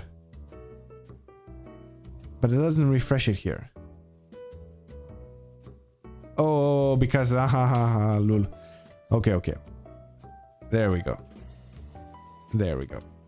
So n, like I said, is going to be 1 0, and this is going to go to trainer, wrong symbol, trainer dot party dot length plus n. So that's going to be here. Right, I forgot to do this. And this should be fine. I'm probably going to bug out. No, I'm not going to bug it out because I have 6 Pokemon right now. So that's going to be fine when it comes to the count of items I have on screen. But I'm going to have to adjust everything accordingly since we did change the logic of the behavior. So again, this Chansey is doing its thing, but it doesn't matter. Okay, so we have the basic. Yeah, so see, it skips the Chansey with the update as well. Huh. Okay, that's weird. I'm going to look into it right now. But okay, the selection works as intended. That's fine. Chance is not updating. That's not fine. I have the party here. So maybe instead of using trainer.party, I'm just going to use add party. Party.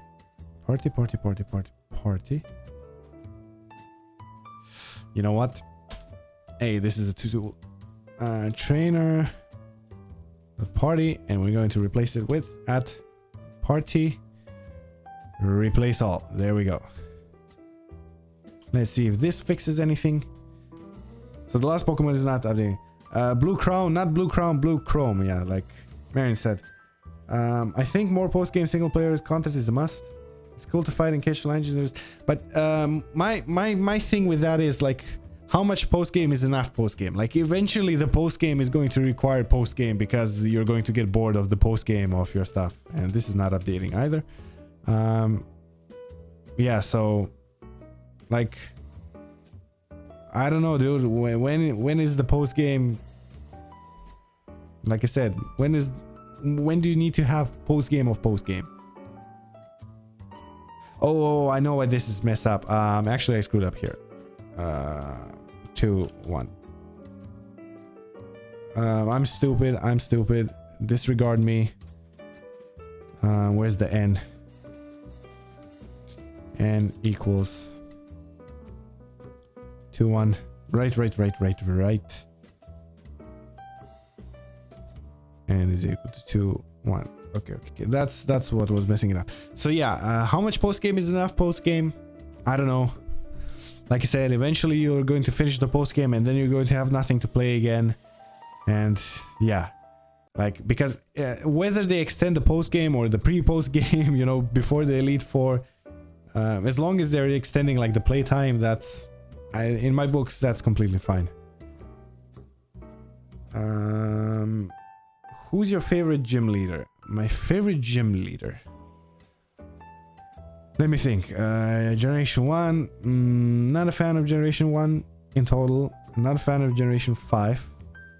Gym leaders in Gen 4. I wasn't a huge fan of either. I did like Generation 3. Gym leaders though. Huh. Let me think about that. I'm trying to remember like all the different gym leaders from the different generation. So we have Brock, Misty, Lieutenant Surge, Erika, Sabrina, Blaine, Giovanni, and Koga, right? Generation 1. In Generation 2, we have Faulkner, Bugsy, Whitney, Morty. Morty was kind of cool. I like ghost types. Morty, then we have Jasmine. I also like steel types, but I wasn't a huge fan of Jasmine. I forget the water guy's name. Price and... Oh my god, what was that? Claire? Was it Claire? The dragon girl? Last gym leader. I can't remember. Generation 3, we had Roxanne. We had Brawley. We had Watson. Watson, Flannery, Norman. Winona. Is it Winona or Winora? Winona. Tate and Lisa and Wallace. I liked Wallace. Wallace was kind of cool. Generation 4, I can't remember for the life of me. I know we had that. I know we had the girl, the Poke Contest girl with the ghost types. I know we had that miner dude with the steels. There was another water one. Maylene was the fighting gym leader. Candice was ice. Generation 5, I don't remember any gym leaders.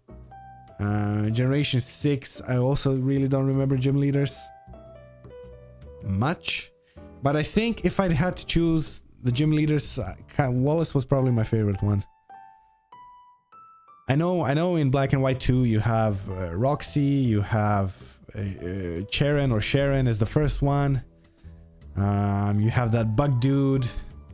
You have the dragon guy that, you know, that was with Iris in Black and White. The first game, I don't remember. Also, Pokemon games are technically open world. Oh, you could argue that one back and forth. Because usually people these days, when they think of open world, they think, you know, Witcher and stuff like that. Pokemon is kind of limited when it comes to that. The world is not that huge. I mean, you get around the region really fast. Like, I know the first time I played Emerald, I think I beat it in 1 or 2 days. And I wasn't playing much, to be honest. But yeah, side stories, that would be definitely cool. And like somebody mentioned before, you know, quests. That could work with the side story stuff. Because if you're going to have a lot of side stories, you have to have some way of organizing your side stories. And, you know... Because if I have to keep track of everything, that's... Like, Majora's Mask, for me, was one of the games that was really, really good when it comes to side quests.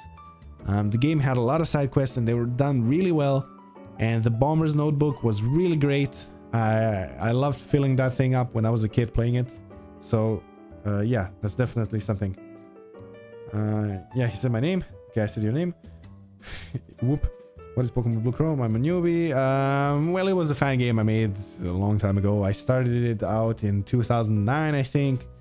And in 2012, I want to say, or 2013, I stopped working on it. Because I was going to pursue other things. Hey, Mushworks. Hey, welcome to the stream. Your Pokemon screen looks awesome. Thank you. Thank you. You know, trying to make it look as good as you can. And maybe I'll add the button today for the cancel, and that's it. Or maybe not. We'll see. This works as intended, which is nice. Claire was unlikable bully who just happened to be a gym leader. Yeah, I know. She didn't want to give you a gym badge, you know? Talk about salt. Salt factory right there, you know? Oh, I'm not going to give you your gym badge. Looks decent. Yeah, decent is the right word. Thanks. Welcome for joining. Welcome for joining. Oh my god. Hello, welcome for coming. I saw that was like one of those memes, and it kind of stuck with me. I keep saying this a lot. I don't know why. It has to be because of that meme. I saw like there was a picture on 9gag Chinese store and it said, "Welcome for coming." That was great. So yeah, hey, Hyperactive Flumi, welcome for coming to the stream. Glad you can make it. Maruno told me on PM on PC that you can have 3 regions in a single Essentials project. Yes, yes you can. Yes you can. You definitely can. I don't think 3 is the limit. I think you can have more. I'm not sure how many. I know like it has the thing for region maps, like the region maps do change depending on what region you're in. And I think he added functionality that allows you like to unlock a portion of your map, which wasn't previously shown up. I think he has it for those islands. Oh, since when? Oh my god, I haven't been in this screen forever. Like, I remember this is not what the map used to look like. Or was it? Holy crap, I can't remember. But yeah, you can like unlock certain parts of the region. I think, I'm not sure, like I said, 90% of Essentials is unknown to me. So if I had to tell you off the top of my head, I don't know. I really don't know. It's been a really long time since I made my fan game. And when I was making my game, I was actually on the first version of Essentials that came out in 2007, I want to say. And then I switched over to version 7 of Essentials. Like, I think version 7 was the second version since Maruno took over. I think Maruno's first version was version 6. And version 7 was the one that did like all the interface changes to have the bigger screen size, to have like the Pokemon summary screen and stuff like that. You know, Heart Gold Soul Silver style. I think that was version 7. I'm not sure, don't quote me on that. If somebody knows better than me, they can let you guys know and let me know. You watched the video of Blue Chrome? It was amazing. Yeah, I deleted all my videos of Blue Chrome. And my old videos of Blue Chrome, my Blue Chrome trailer, the one I made in 2011, it had, I think, about 12,000 views. But I got rid of it. The thing was balancing time, you know? I have my academic work. I have the public projects I want to work on. And then I have my own private stuff I'm working on, which I'm not showing you guys. I do actually a lot of work behind the scene. I'm working on a lot of music. I'm working on a lot of coding, a lot of graphics design, and all kinds of crap. And I just didn't have enough time to, you know, balance both a fan game, my original game that I wanted to do, because I had a lot of ideas for an original game. So I decided, you know, axing Blue Chrome, basically, you know. The frog quest was horrible. Nah, man, the frog quest was awesome. You beat the boss, you talk to the frogs, you get them to sing. Probably the most like complex and convoluted quest was K5. Is he called Cafe? I don't know. Anju's wedding. I remember when I think the game came out in, if Ocarina of Time came out in 1998. Majora's Mask was, I think, a year after. So probably it was. So if Majora's Mask came out in 1999, I played it around 2002. So 2002, that's I was 9 or 10 years old. So I played it 2002, 2003. I was 9 or 10 years old. I never touched, you know, I wasn't tech savvy. I had no, you know, access to internet or anything. We just didn't have it. I mean, my father did have internet at home. He did have a PC for his work stuff, but like we as kids never used it. We had no need for that. And I remember trying to figure out every single side quest on my own. And when I finally finished Angel's wedding and got the mask that you get at the end of that wedding, and when I completed all the masks and I finally got the Fierce Deity mask, I was, man, you have no idea. The feeling was awesome. And the thing was, when it comes to Zelda games, and Metroid games as well, I'm 100% a completionist. I have to have 100% of the game completed, otherwise I don't consider it finished. So, like with Pokemon, that was never an issue for me. I really never like worried about completing the Pokédex and everything. Actually, the first game I've completed my Pokédex on was X and Y. More specifically, X. But Generation 6 was the first time I completed my Pokédex. Because, I don't know, I never cared for it. But Majora's Mask, those side quests, I had to collect them all. Definitely had to catch them all. I wish I could play Blue Chrome. I did have a demo out. I removed the demo for certain reasons, which I'm not going to get into right now. But basically, like, some guy took my game and tried to pass it off as his own, you know. It was, yeah, whole story. Cafe's quest, yes, definitely one of the better quests. I really liked it. Why the hell is the stream? I don't know. I don't know what's up with the stream. I can't speak for what's happening on your end. On my end, like, OBS tells me everything is good, bro, you know. I'm following the stream fine on my phone. That's where I'm reading all my comments as well. But I'm going to, you know, pretty much finish it up right here. Like I said at the beginning, you have no idea how tired I am. And again, my voice started hurting. So this one is only going to be 1 hour 40 something minutes. We can just chill and talk for a bit now. But yeah, definitely Majora's Mask. Still, okay, my favorite Zelda game is Ocarina of Time. And because for certain nostalgic reasons, and Ocarina of Time was one of those games that I played. If I say I played the game 12 times, I'm seriously not exaggerating. And if I say I finished the game 100% every single time, again, I'm not exaggerating. I played the original N64 version. I played the GameCube port. And I played Ocarina of Time 3DS, which I borrowed from a friend. Oh, poor Luke is tired. Oh, look, the troll is back. Where were you, you know, when I was doing my t-shirt giveaway? But yeah, Ocarina of Time, definitely my favorite one. You know how stupid I was as a kid?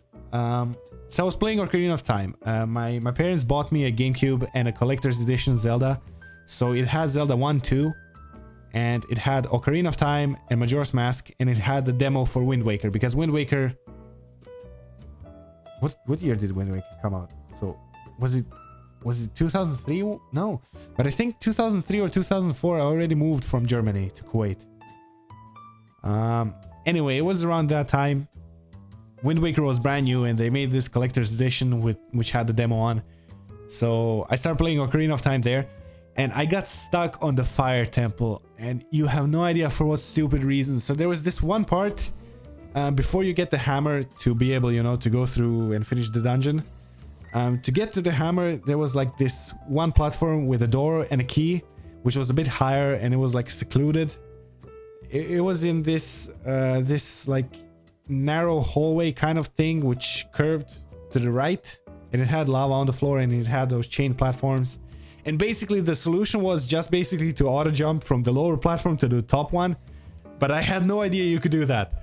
So I got stuck on that dungeon like for a whole month. And what I ended up doing is I ended up beating the water temple first and the spirit temple, because believe it or not, you can actually beat the spirit temple without getting the hammer, without getting the boots or anything. And because I didn't have the boots, I couldn't play the shadow temple. I unlocked the shadow temple, I got to it, but I couldn't cross like the first ravine you had until I beat the fire temple. And then when I just randomly, you know, was moving Link around and I auto jumped to the platform and I face palmed so hard, I think I still have an imprint on my forehead when it comes to that. It isn't the end of the world because I'm just tired. Just because I'm tired. Dude. I don't feel like coding anymore today. I want to lay down, I want to relax, I want to watch some anime, and I want to drift into sleep. And I want to eat something. I'm probably going to toast a sandwich. Oh yeah, toasted sandwiches. I do like toasted sandwiches. Okay, so this works, which is okay. Switching, I'm going to do at a later date. This, for my taste, again, is very convoluted, you know. But hey, I write shitty code as well, and then I clean it up after I realize that it's shitty. So I don't fault anyone for, you know, writing code at the beginning that's a bit more convoluted. 1K subs face reveal. Like I said, I recorded a face reveal video before and I decided not to publish it. Doesn't matter. I may or may not do it. Who knows? Yeah, exactly. And this was a joke I made in the video as well. Like, I'm sorry that, you know, I'm hurting your eyes and everything. But yeah, you know what the thing is? You know how I did the video recording? Because I don't like the webcam on my laptop. Come on, let's face it, every single laptop has a shitty webcam, so the quality would be crap. But I have a nice lamp, which is like a 2-lamp lamp. One which you can like change the direction of the light bulb pointing.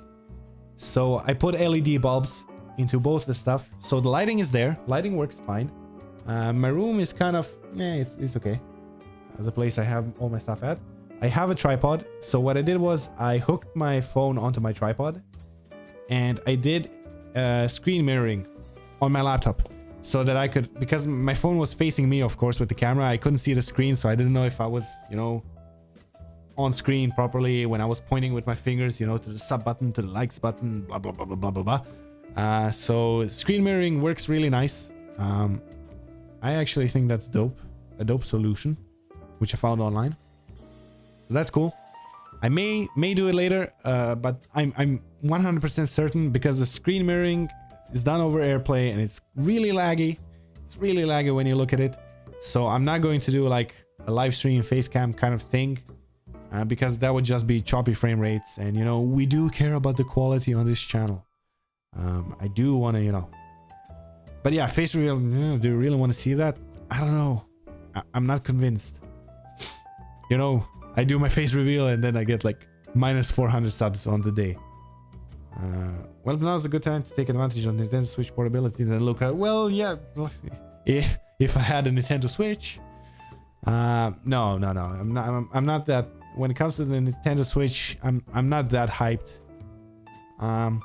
I feel like the Switch is going to suffer what a lot of products these days suffer from, which is the first gen concept thingy, because it's the first of its, let's say, kind, you know. Okay, it's a tablet, it's not really anything new when it comes to the form factor, but like having that option, you know, to slide it in, slide it out, have it like be a hybrid between a tablet and a console, I think it's going to suffer from the first gen syndrome that things like the Apple Watch have, or basically every Apple product, like the iPad, or basically smartwatches and tablets in general. But you know, people are reporting they have issues with their left Joy-Con connectivity not working. People are reporting of their it's a plastic screen to save cost on the Switch, and they're reporting of having the screen being scratched just for, so the design, the whole design of the Switch is to be able, you know, to plug it into your dock, take it out, and this process is actually harming your Switch. Skins don't work on it, from what we've seen. D-Brand did like a comprehensive post when it comes to that. They said like putting your skin on, taking it off, putting it on again, where's the actual paint, the actual coating on the Switch? So that's no bueno as well. And I don't know, I'm not sold on the Switch. The game library is not there yet. I mean, the release was pretty weak, if you want to be objective about everything. And like, from what I'm seeing in the games that are supposed to come on the Switch, it's a lot of like indie platformer kind of stuff. It's not really those AAA titles that make you want to buy a console. And if I want to play indie stuff, I can get Steam and I can download it from there, you know. I don't really need extra hardware to play this kind of stuff. And since the Switch is not very powerful, it has the underclocked Tegra chip, which is like last gen. So again, like, my laptop is portable and I'm getting much better performance out of my laptop than I would out of the Switch. So I'm not sold on it as a product, you know.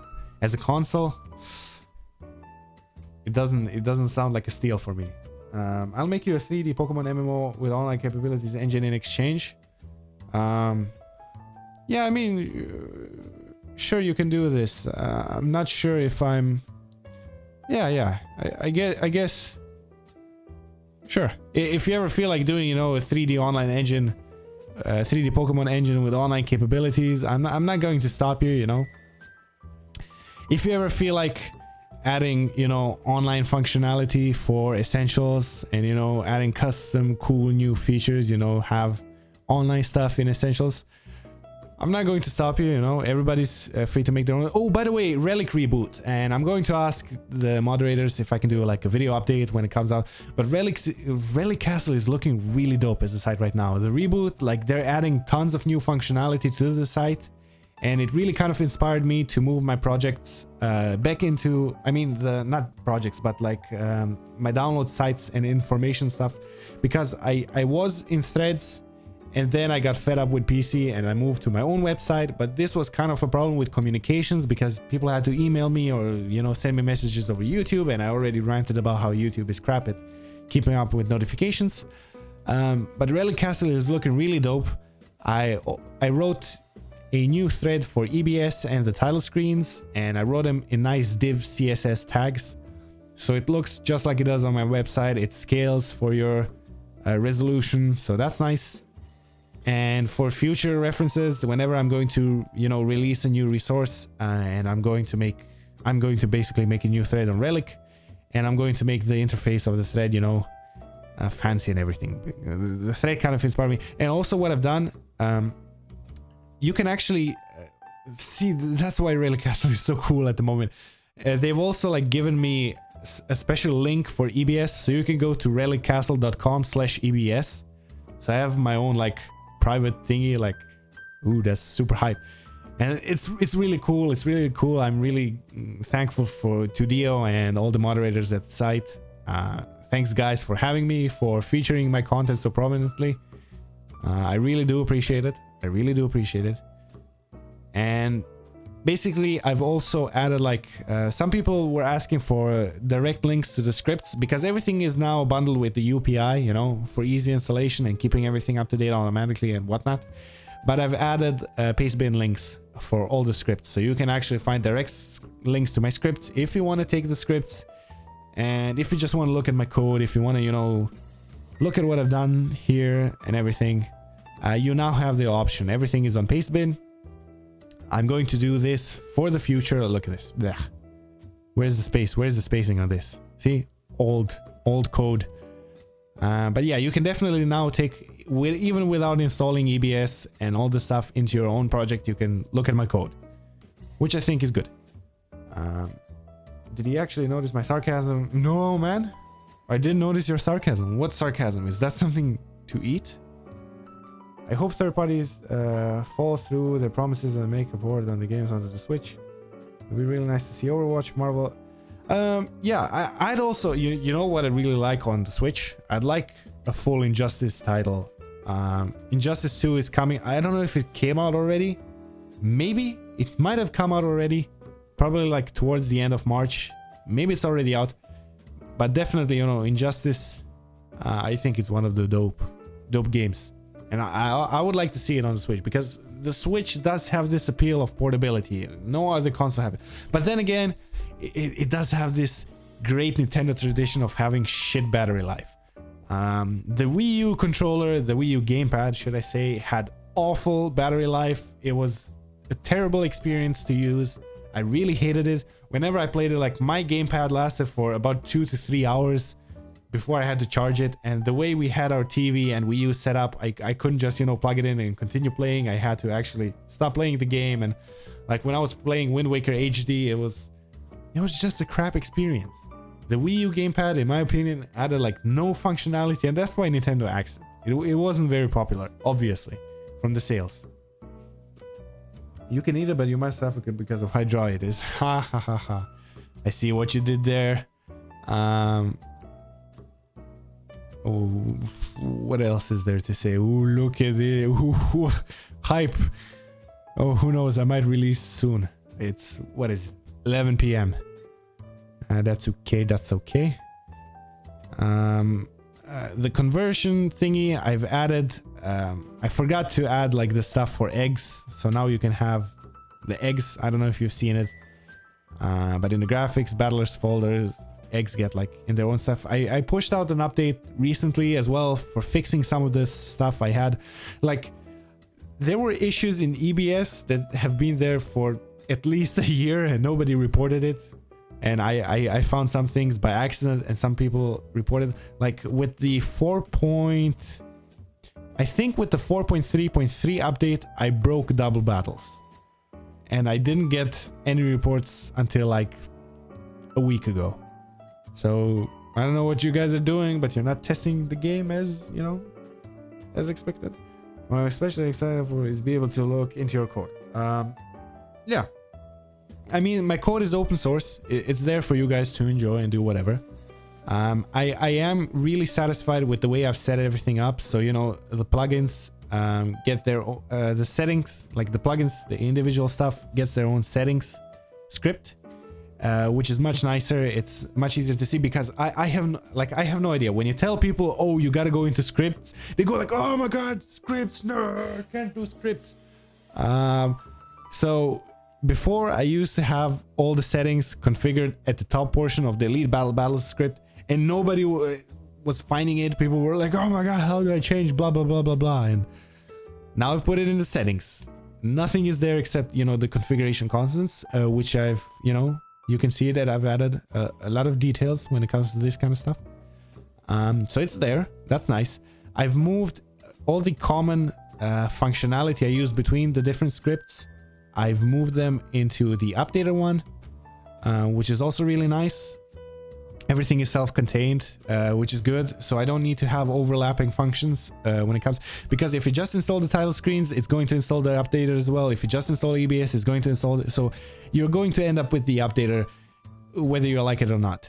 And I recommend not deleting it, even if you don't want to keep your scripts up to date. If you don't want to keep your scripts up to date, like this is the thing that keeps the scripts up to date. So if you're in debug mode, it actually downloads the scripts that keep your updater up to date from Pastebin. And the reason why I've done it this way is because I did tweak the updater a lot, and every time I wanted to tweak the updater itself, I had to push out an update, but I also had to create a new entry in Pastebin, and I had to change the updater there, because then you would have sequentially updated updaters, if that makes sense, you know, so every single change gets applied. Which was a pain in the butt. So this functionality now runs through the code, through Pastebin itself. So if I see an error, I can tweak it immediately, and you guys are not going to notice the difference, which I think is really good. I think it helps out a lot, keeping everything working smoothly.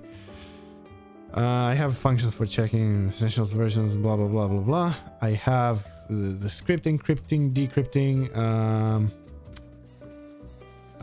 Yeah, there's basically a lot of neat code right here. Soft resetting fix there. PB bitmap, the stuff I use a lot. My custom classes and stuff like that. So I'm really happy with the way it looks now. And yeah, like I can make new scripts also that require multiple script sections like EBS, and I can dynamically add it. That's not a problem. Also, like if you're a developer, if you make resources for essentials, and if you have like resources that are just scripts, or I can even do it with without just scripts, so you can have images as well, because now I can push out every single type of file over the air, which is not an issue. But I can like include your stuff in the updater on the fly. Like people don't need to download, not updater, the installer. Like people don't need to install a new version. They don't need to download a new version of installer with your script inside, because I handle it from main database on Pastebin. So if, let's say you make a script and you go like, hey, Lux, I'd like you to feature my script in your plugin installer so people can get it easy. You just tell me, you upload your script onto Pastebin, you keep it there. You can always keep your script up to date there. And then you tell me, oh, bro, I pushed out a new update, and then I push your new update onto the master file. And we can basically work together. It like the system I've implemented for this, the backend, I think it works fairly well. I think it's not bad. I think it's good.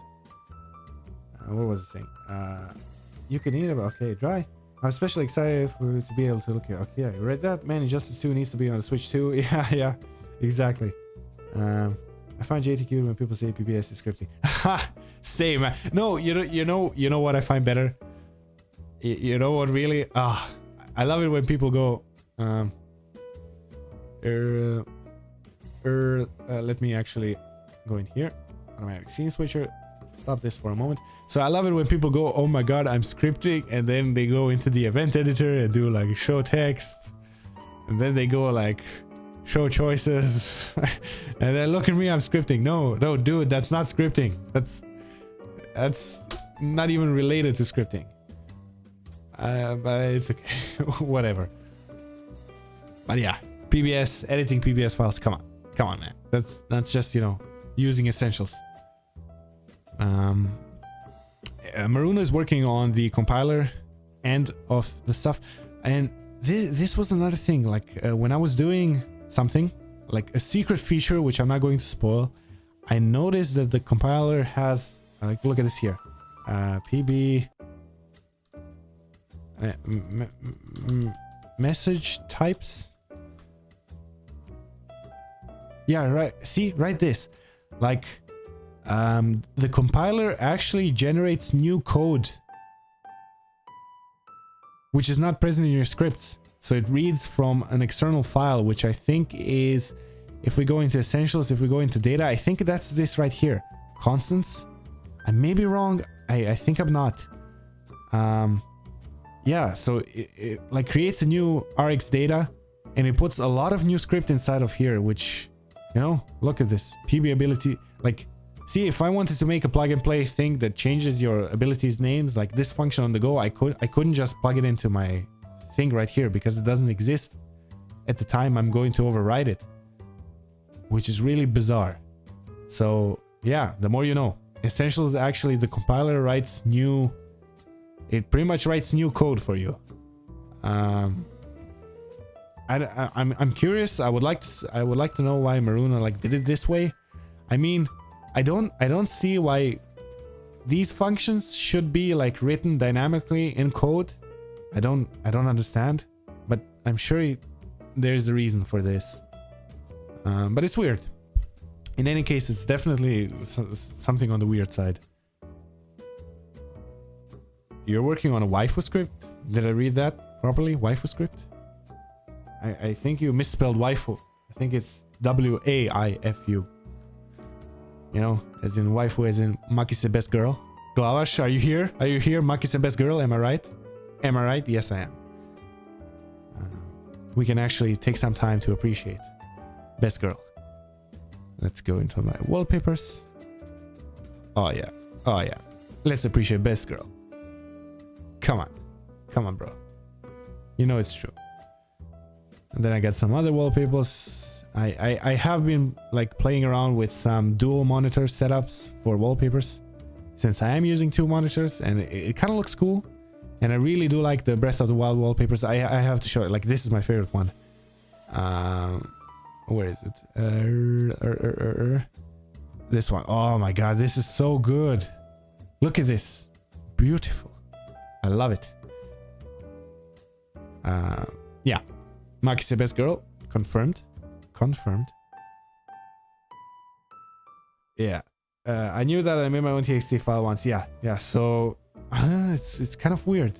The compiler is, and this is like when people ask me, oh, why not do this? Why don't you add extra like Y offsets for forms and everything? Because it would require me to go into the compiler and change things. And look at this. This is not, you know, plug and playable. It doesn't scream, oh bro, you just plug your stuff here and let's plug and play. No, dude. No, not at all. This is gross. This is probably the most like tedious.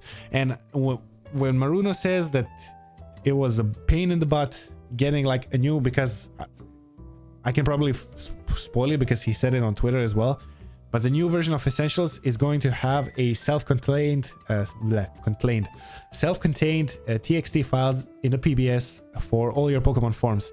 So I'm assuming he's going to like change the way forms get handled in Essentials by default.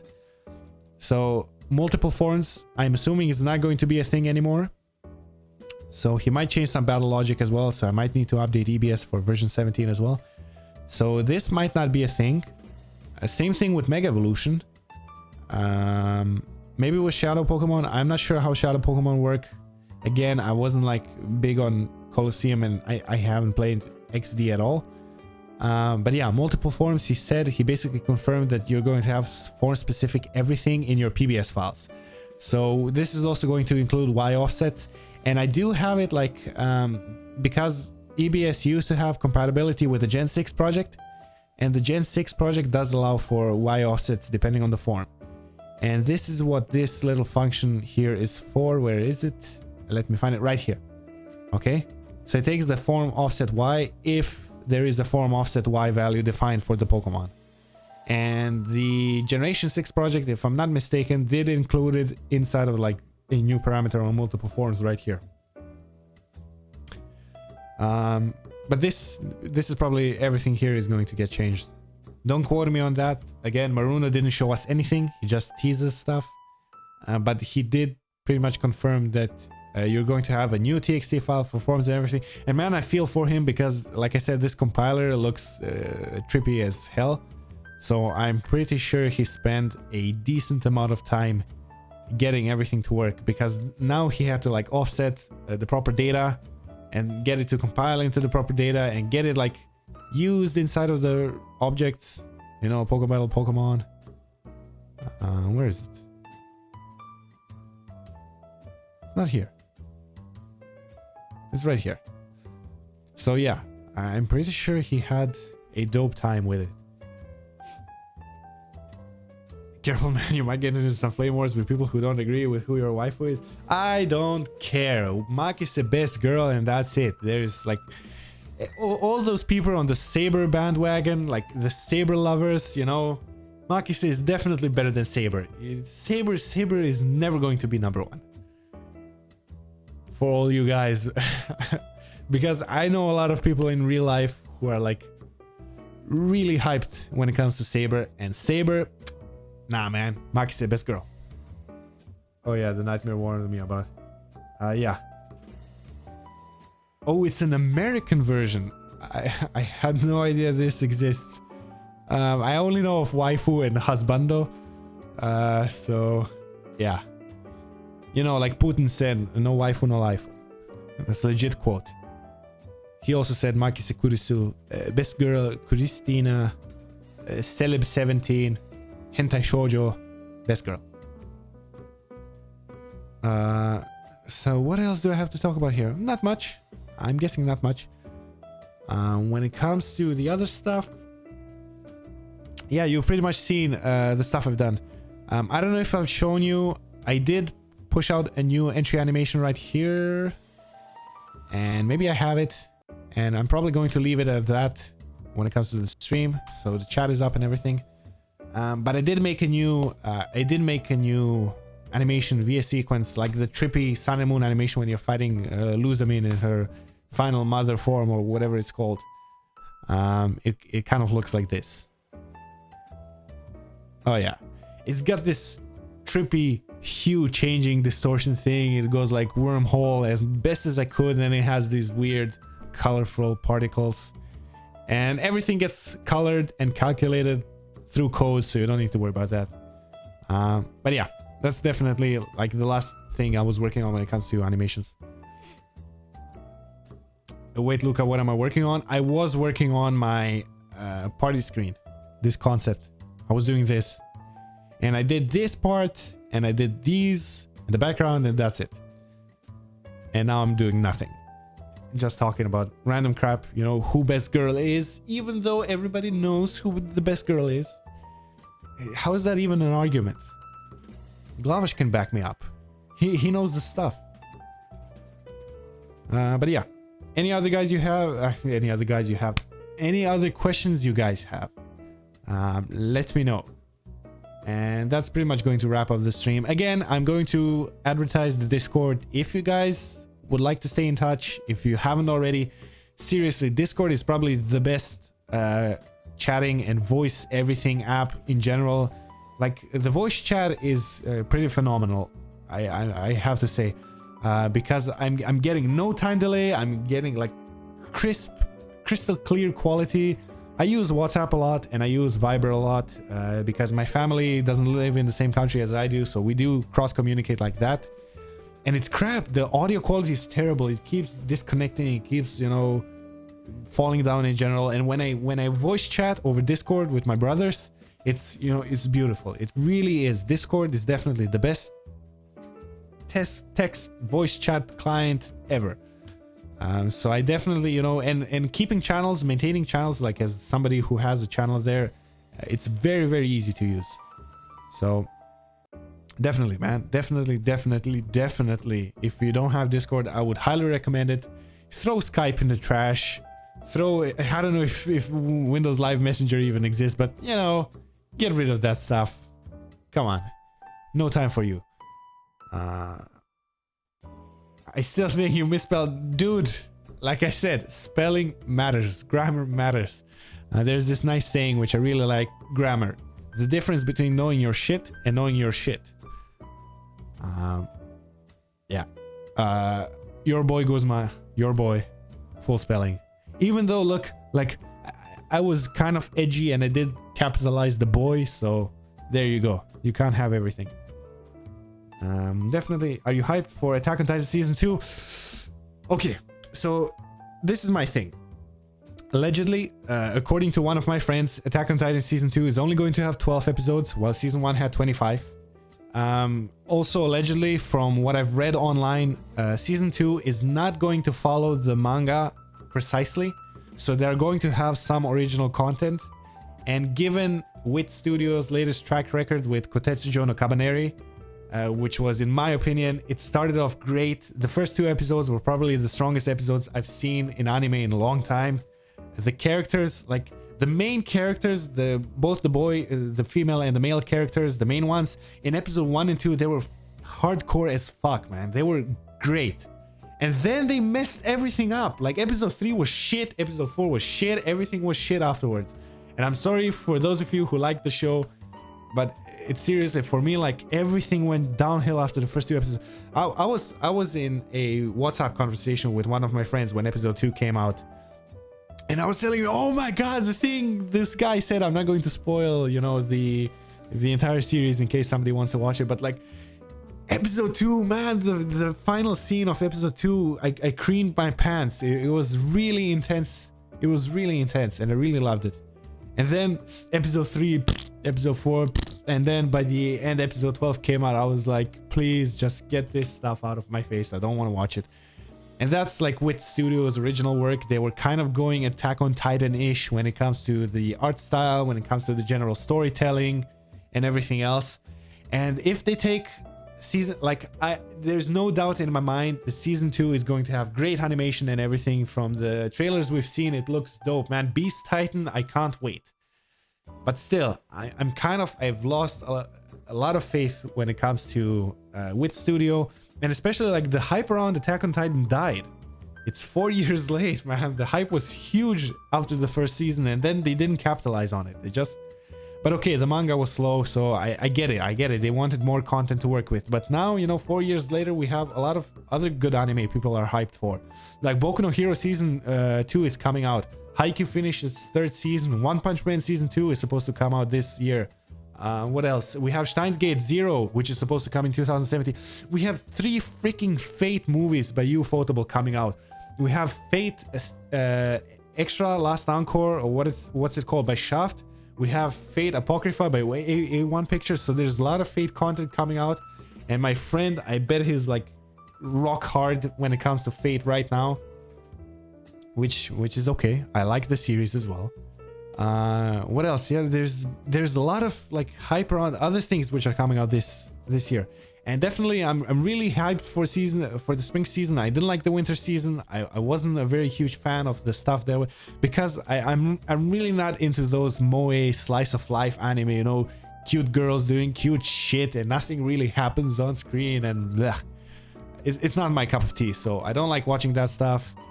I was really disappointed with the winter season this year. A fall season for me, like Haikyuu, made my entire year. Seriously, I love Haikyuu. I feel sorry for everyone that doesn't like Haikyuu to the extreme amounts I do. It's definitely one of my top 3 favorite animes ever. It was really enjoyable and very good watch. I really like the series. But yeah, Attack on Titan Season 2. And again, Production IG was working with WIT Studio in Season 1. And now it's only WIT Studio. So I don't know how that's going to influence I don't know how that's going to influence, you know, the general quality and direction of the show. We're just going to have to see. First stream, hey, Really Burnt Toast. The Really Burnt Toast, that's actually a really cool name. I like it. I like it. Welcome to the stream. You're actually joining quite late. We're going to be finishing up. I know it's an inconvenient time for some people in different time zones, but, you know, I gotta work with what I'm dealt with. Why do you think spelling matters with Guzma? No, I mean spelling matters in general for me. I don't know. I'm kind of, when it comes to these kind of things, I do like to keep it professional, and I'm kind of a stickler for spelling and grammar. I know. Some of you are going to say, but Lux, why are you such a stickler for grammar and spelling? Look at your English, it's shite. I know. My written is better, much better though. So yeah. I know, right? Are we talking Fates? Are we talking Fates? Yeah, I like Fate. Okay, granted, I only watched the Fates made by Ufotable Studio, and the animation was godly. Seriously, that's like godly level animation. And that's what every single studio should strive towards. But when it comes to animation, I also... And soundtrack. So animation and OST, I really like A1 Pictures for that. Shigatsu Akimi no Uso had beautiful animation. I really liked the artwork. The backgrounds were highly detailed. The OST was great. The story, you know, had its ups and downs. The characters had its ups and downs, you know, and they weren't well developed and everything. But in the end, it was really a feel strain for me. So I really liked Shigatsu. It's definitely not a 10 out of 10 anime, but it's high up there. Anohana, I really liked as well. Again, A1 Pictures, great animation, great storytelling. It was a really nice watch for me. Boku Dake ga Inai Machi, or Erased. While many people hate on the ending, and I do think the ending is quite mediocre, like the last 3 episodes or so. The first 8 episodes of the season, freaking Kaio arc, it was one of the greatest things ever, and I just, you know, I didn't let the last 3 episodes crap on everything for me. So I really like Boku Dake, and I still recommend it to people who, you know, want to watch some anime. It was I really liked it. For the psychological genre, I do like it. Death Note was also a really good anime until the last... I think, what was it, like the last 12 episodes or so for me, when something happens and like this one major plot point happens and something happens with a character, which I'm not going to spoil for anyone who didn't watch it. But when that happens, like the quality for me kind of dropped off drastically, because for me, that certain character made the whole, you know, the whole series. So I don't know, I was kind of let down. What else? Okay, One Punch Man. I'm really a fanboy of One Punch Man. I like One Punch Man. I think the animation was great. I think the comedy for me was on point when it comes to One's right. I really do like One's work. Mob Psycho, I really enjoyed as well. It kept getting better and better with each and every episode. So yeah, I do, you know, do like it. Guzma deserves to have justice done for his character and for the text and battle transition. Look, you can give Guzma whatever you want. I'm not even including this guy's face as a resource with EBS. So, hey. John Taylor or Mick Camp? Wait, what? John Taylor? Oh, okay. I see where you're going with this. I'm going to go with John Taylor. John Taylor. Hair is on fleek. What else do we have to talk about anime? Oh man, I can talk about anime for days, man. Maybe I should make an anime video for YouTube. That could be kind of nice. Yeah, but definitely, man. I think for the spring season, I have like 11 things I'm planning on watching. It's really good. And definitely One Punch when season 2 comes out, because I have read the web comic completely. I'm completely up to date on everything, and I'm just going to say now, Garo, man, like that.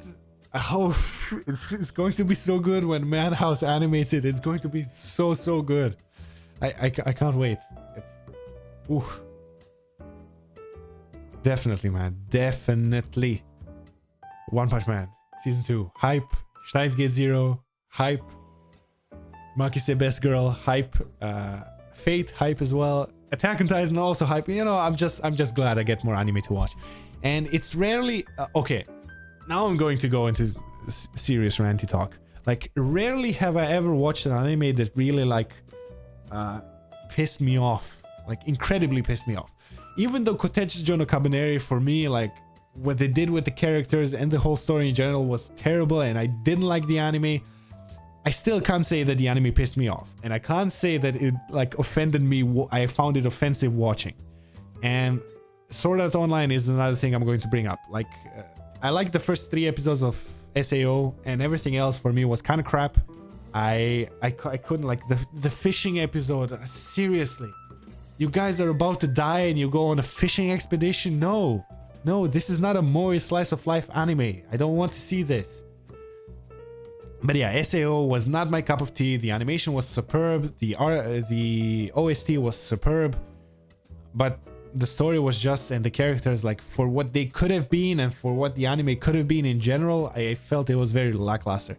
So I didn't enjoy it very much.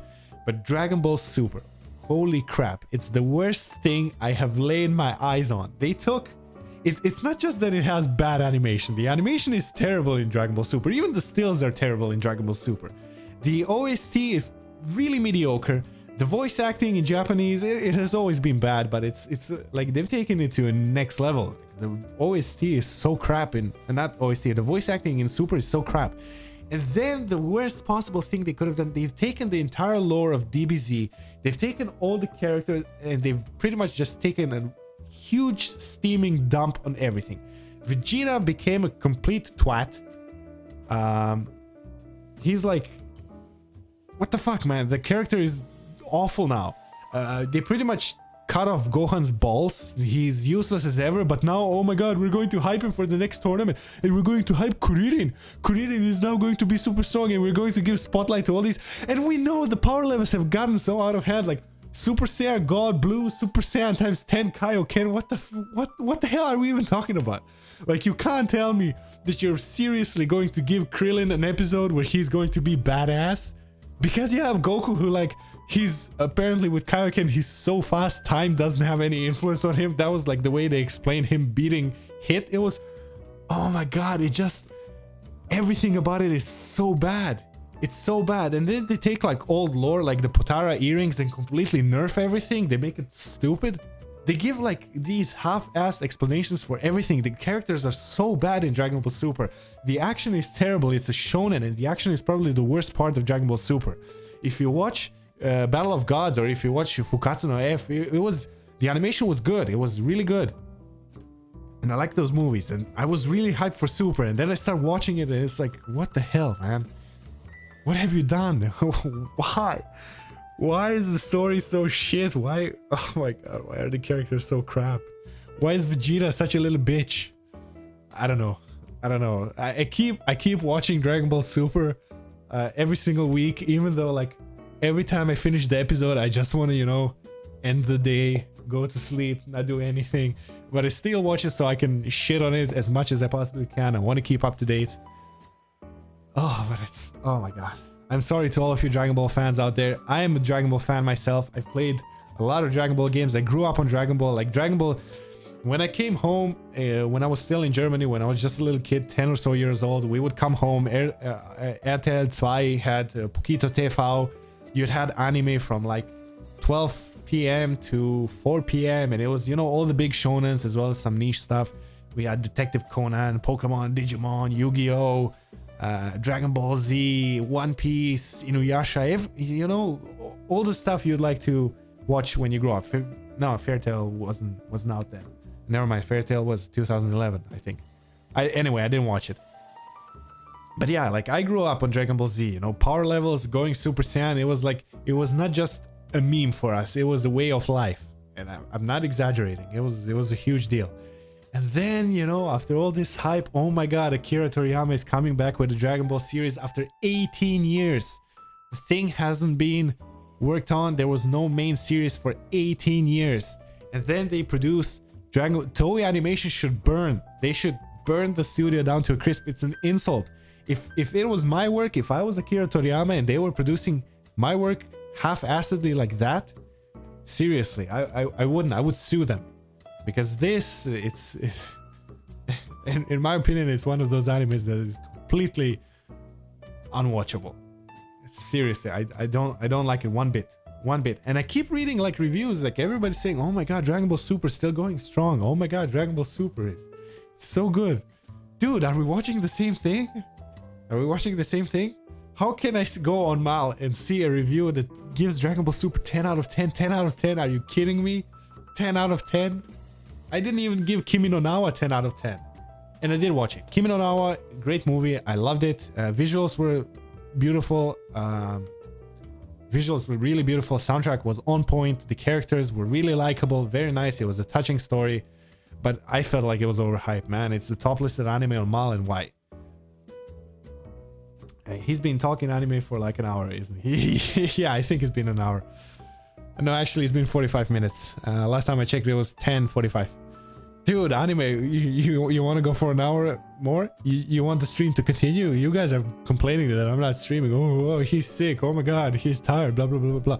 Look at this. I'm full of energy right now. Anime. I you know, like the saying goes, no waifu, no life. Anime, life, you know, they're the same thing. You can't have one without the other. So, yeah. But okay, I'm going to stop my ranting here. If you guys want to continue talking about anime, we can do it at some, I don't know. I could actually stream next week as well, like in the middle of the week. I don't need to wait until Friday, because next week suddenly opened up for me. So I could do like an impromptu stream. Maybe do some more anime, you know, talk. Maybe just do an anime stream, you know? Who knows? Maybe do some anime videos. I really do like anime. Like anime, I grew up on anime. I keep watching anime. Like high quality stuff, you know, the producers still pump up good shit. I really do like it. I should make anime reviews, but who would watch it? Like on my channel, I get, like today I lost 2 subscribers. I'm guessing because I didn't push out a video soon enough. I don't know. I've like, when it comes to me, my name on the internet, you know, if you Google me and stuff like that, you're only going to see these coding things and essentials and blah blah blah, because that's like the image I made for myself. I do like, ideally I would like to expand into everything, because I do like, see, this is why I wanted to do YouTube, because it like, and also my resources, because it gives me a creative outlet, and I really do need this in my life. I always have like at least some idea in the back of my head, and I do like to do as much as possible. So I'm really glad I got into fan game making, because it taught me it taught me graphics design, it taught me general art direction, it taught me about storytelling, it taught me mapping, it taught me programming, it taught me everything. So I wouldn't change this experience that I had with Essentials and those 4 years working on Blue Chrome. I wouldn't change it for anything, because without it I wouldn't be where I am today. And I'm really grateful, and that's why I'm kind of giving back when it comes to my resources to Essentials and the community in general, because without it, I wouldn't be where I am today. And I also expanded now into, you know, video editing, video making, and I'm trying to get my head around fireworks. And I even got After Effects, but I have no idea how to use that thing. That thing is way too convoluted for me. 3 years ago, or I think it's 4 years now. 4 years ago, I started into composing and general like music design. I'm primarily making orchestrated music, because that's the easiest for me. I'm not good at synths. I'm not really good at mastering. I got like a nice sound font that I'm pretty happy with. So I'm making music when it comes to for the RPG elements of my game, and I've got that going as well. I got my coding, I got my graphics design. I'm trying to get into web design and web development as well. You know, I'm trying to learn as much HTML and CSS as possible. I'm also learning, I'm working through C#, Python, and PHP at the same time. So I don't know, I'm racking up skills. I think it's going to be, you know, good for me when I actually do have to get into work eventually. And what about One Piece? Do you keep watching? And what about One Piece? Oh my god, do you want another 3 hours of stream? Okay, so One Piece, I stopped watching at about episode 728. So I did watch it. I watched it as I was a kid. I kept watching it, you know, watching it. And then the freaking Punk Hazard arc happened. And then the freaking Dressrosa arc happened. and the animation went to shit, the artwork went to shit. The beginning 8 minutes of every single One Piece episodes are freaking recaps I don't want to hear about. Like the 4 minutes is, you know, first, oh my god, Gold Roger was a pirate and he left the treasure. I don't care, man. We've had like 800 episodes of One Piece. Do you seriously need to keep repeating that? No. So like the episode is the first 8 minutes is recaps, then you get like 10 minutes of content, and then the last 6 minutes are basically crap. So yeah, I stopped watching One Piece. I just couldn't. The Dressrosa arc, it got so dragged out. I didn't have the energy to watch anymore. I didn't want to watch the final fight with Luffy and what's this guy, Doflamingo.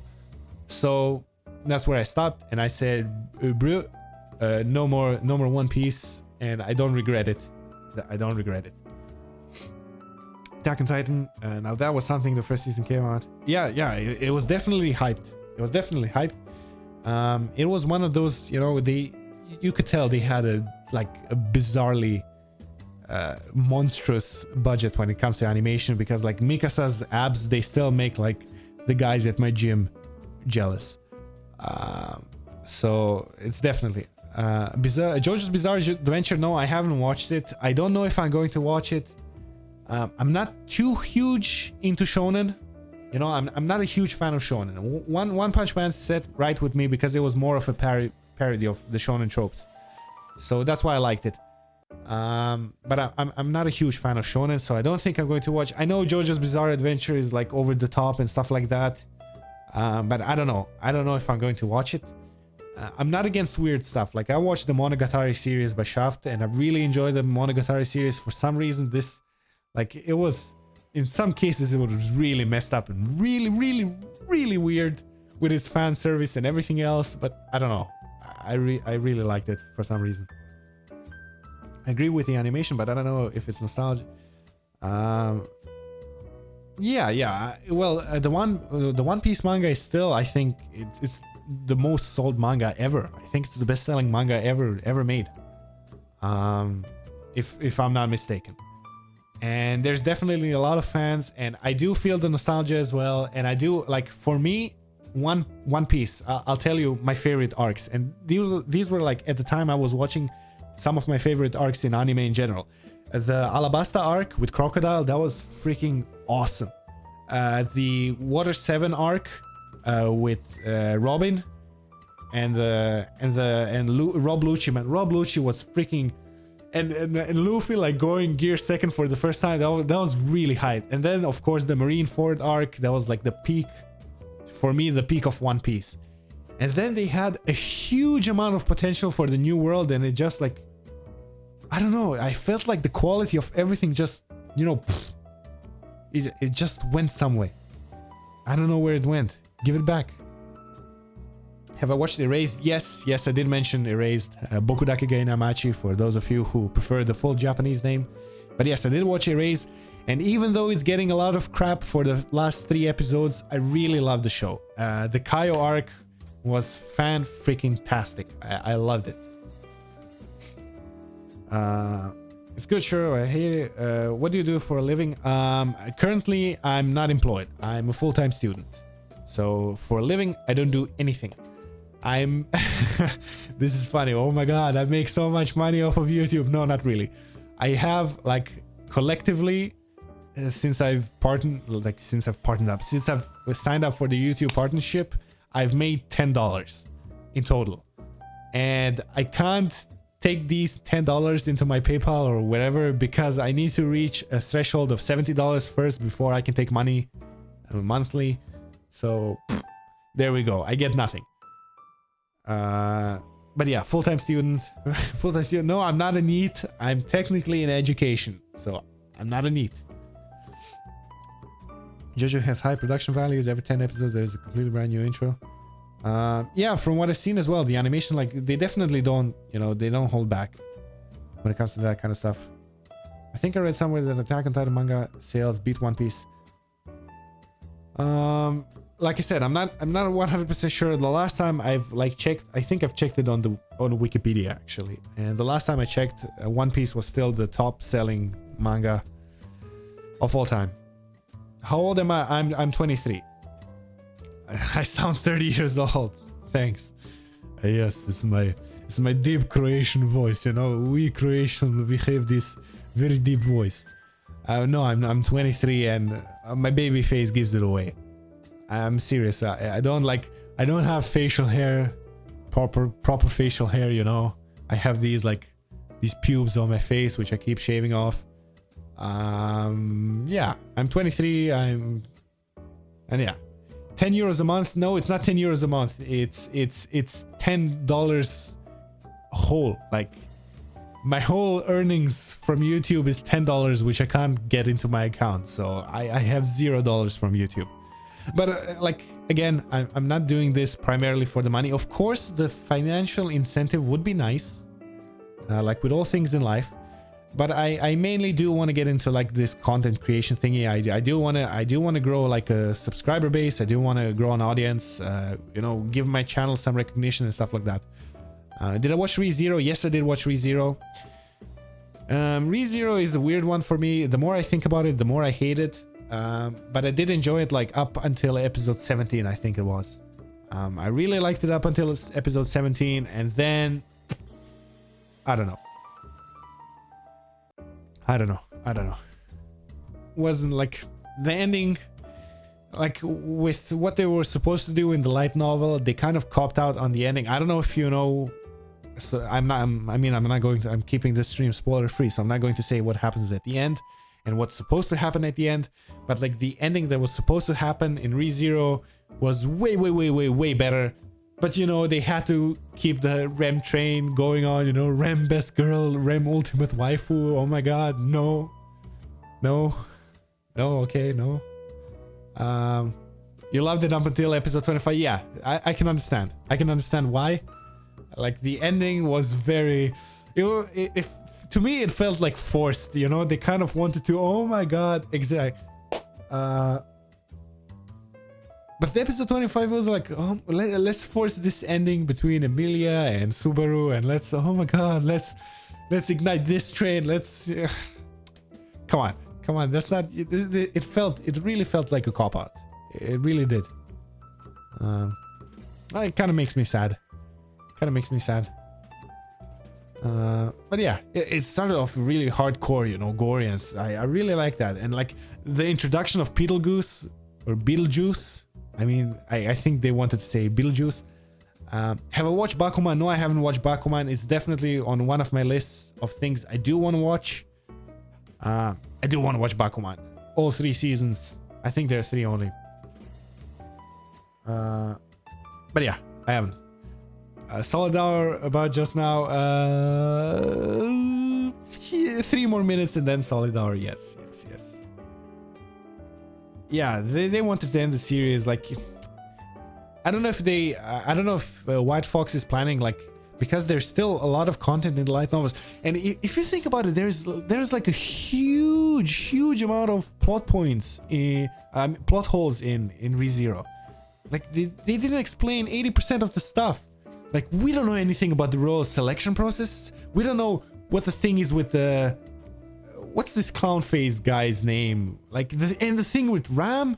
And what the hell is going on? We don't know crap, except that, like, Emilia and Rem are fighting over best girl. And that's... Come on, man. That shouldn't be our main drive.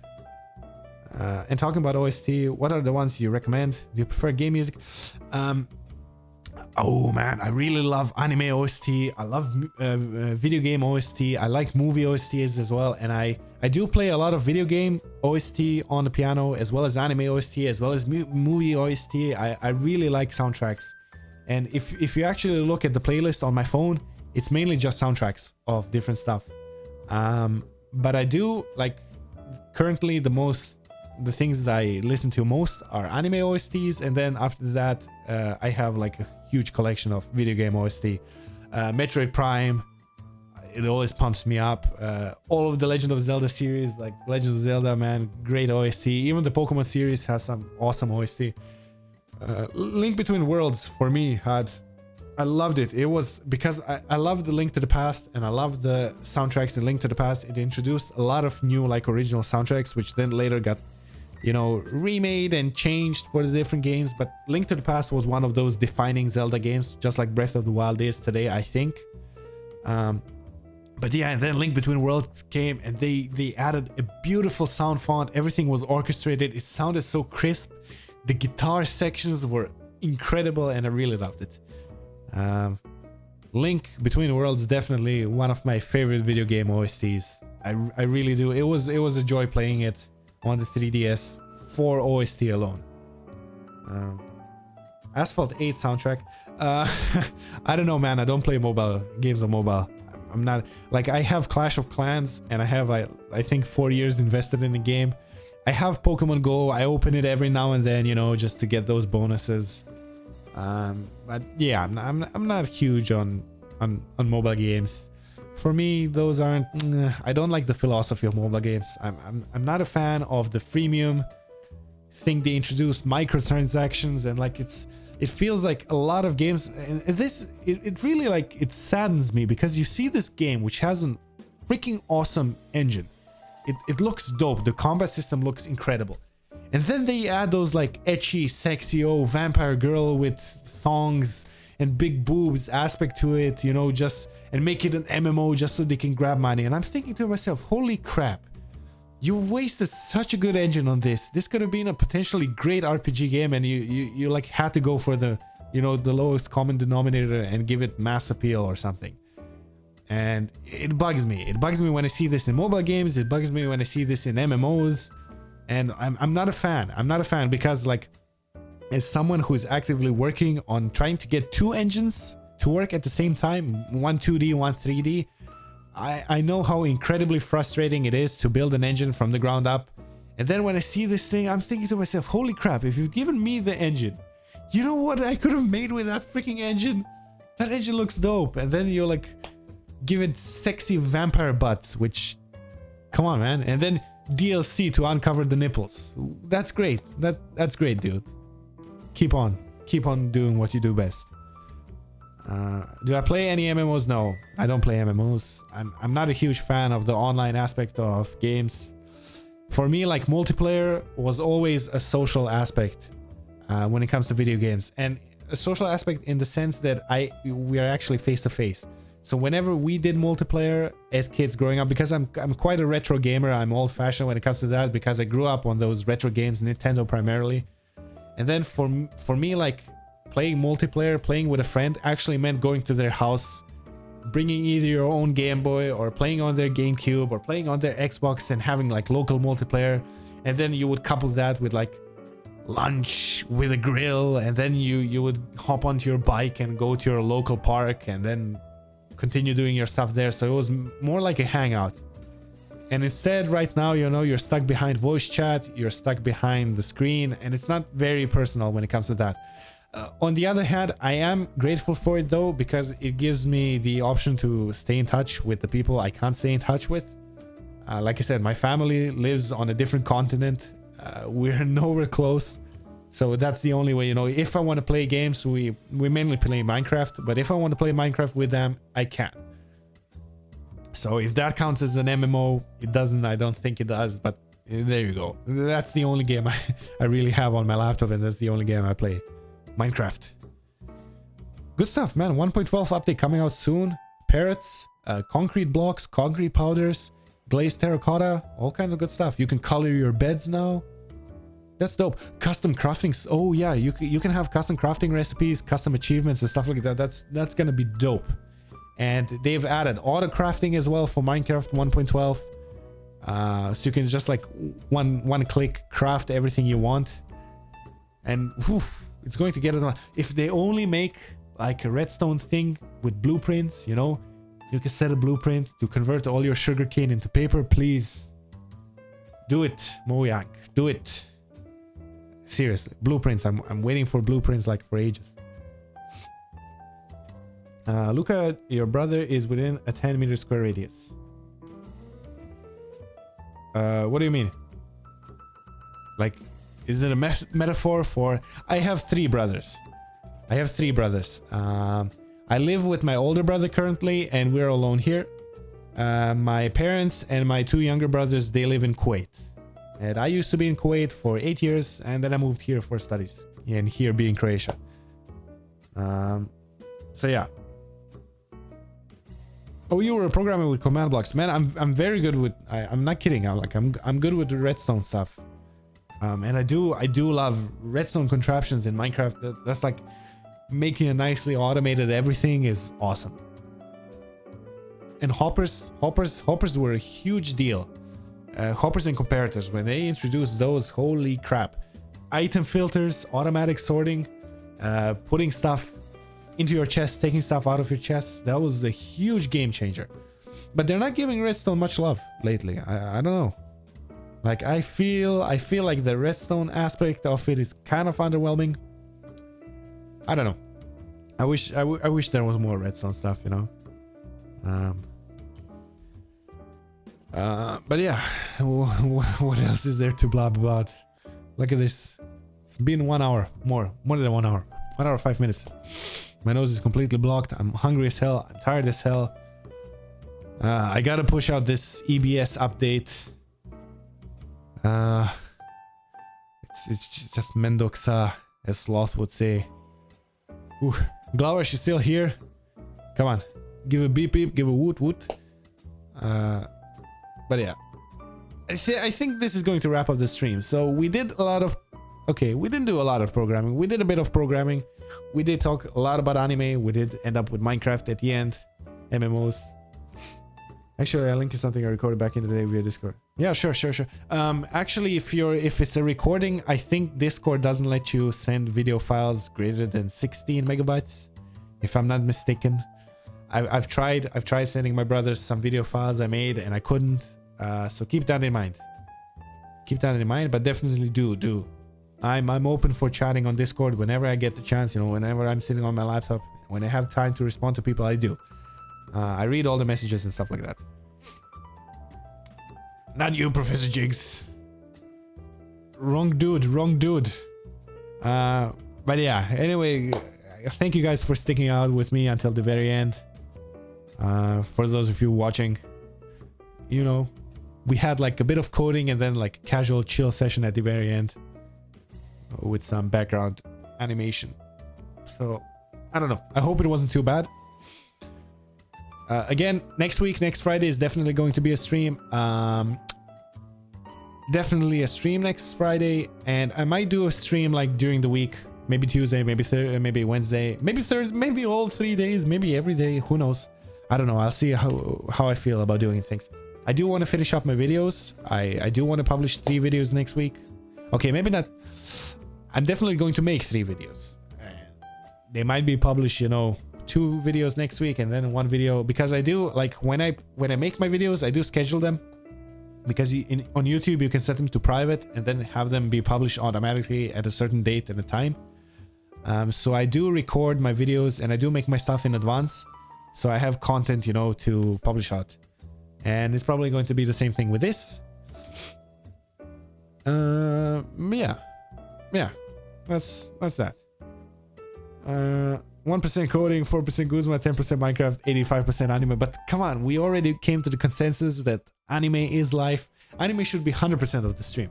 Next stream, boom, I'm going to. I don't have a waifu pillow, but if I did, that would be kind of cool. I'm not lying. I actually, I was telling my dad. I told my dad like last year or something like that. I told him, Dad, I'm going to have to ask a weird favor of you. I'm going to have you, you know, go on Amazon and buy me a full body waifu pillow. And then my dad was like, please don't talk to me for a while, you know. So yeah. No, he didn't say those terms, but he was kind of weirded out. Everybody's weird out. When I say full body waifu pillow, they look at me like I'm crazy or something. I don't know what the problem is, man. Makise, man. Makise Kurisu full body pillow. It's just for decoration. Actually, I'm not joking. The dream would be to have like a shelf of anime stuff, like anime collectibles, anime figures, Yu-Gi-Oh stuff. Like I do have quite a bit of Yu-Gi-Oh cards, and I was thinking of buying some cheap frames and framing, like making a collage of my Yu-Gi-Oh cards and putting it like decoration. because currently I have like boobs drawn by Gustav Klimt hanging on my walls, and I do want to spice up, you know, the room more to my very specific tastes. But I probably won't be able to invite people over anymore, except, you know, those that know of my weird stuff. But yeah, 1% coding. Come on, we did more than 1%. We did like a solid hour and a half of coding. So, hey, it's something. I gotta vent my other outlet somehow. But yeah, I'm going to finish up the stream here. I'm going to post the update for EBS. It's going to be great. I'm not exaggerating. Like, okay, I'm going to spoil it for you guys. There is an update. Everything like title screen, new stuff. EBS, new stuff. Bag item selection sorting stuff, new stuff. In-game stuff, new. There's like a lot of new stuff, and you're going to love it. You're definitely going to love it. I don't know, maybe I already got some tweets on Twitter, people telling me, bro, yeah, but definitely. I already made a video, like a promo video for the stuff I'm publishing. It's going to be great. You're going to love it. If you've seen the screenshots I've posted of like Infernape going Super Saiyan, it took a while to make. I'm glad I'm like the particles I've done for it, I think they look as good as they can, like with the skill I have. So Infernape going Super Saiyan was cool. I did change one thing, like the priority of the particles gets actually changed. Some Super Saiyan particles are behind Infernape now, some are on top, where it used to be only on top. So yeah, you cannot wait. Oh yeah, you're going to love it. And I'm sure I'm going to get tons and tons of messages, because it's definitely going to be a significant one. So yeah. Anyway, that's going to be it. It's almost 12 p.m. Like you can see my time on top. Anyway, Discord, join it if you do want to chat with me some more about anything. If I wasn't using a dual screen base, I would, like, oh dude, you're missing out on a lot of stuff. You're missing out if you're still using the DS version of EBS. You're missing out on so much. Like this animation, for instance, there was a whole slew of animations I did. I made an animation for wild encounters for special species you can define. I did like an E4 Sun and Moon animation. I did more move animations, which I published through the update, automatic updater thingy. And yeah, it's definitely, there's a lot of stuff. New Mega Evolution animation and all kinds of crap, man. So you're definitely missing out.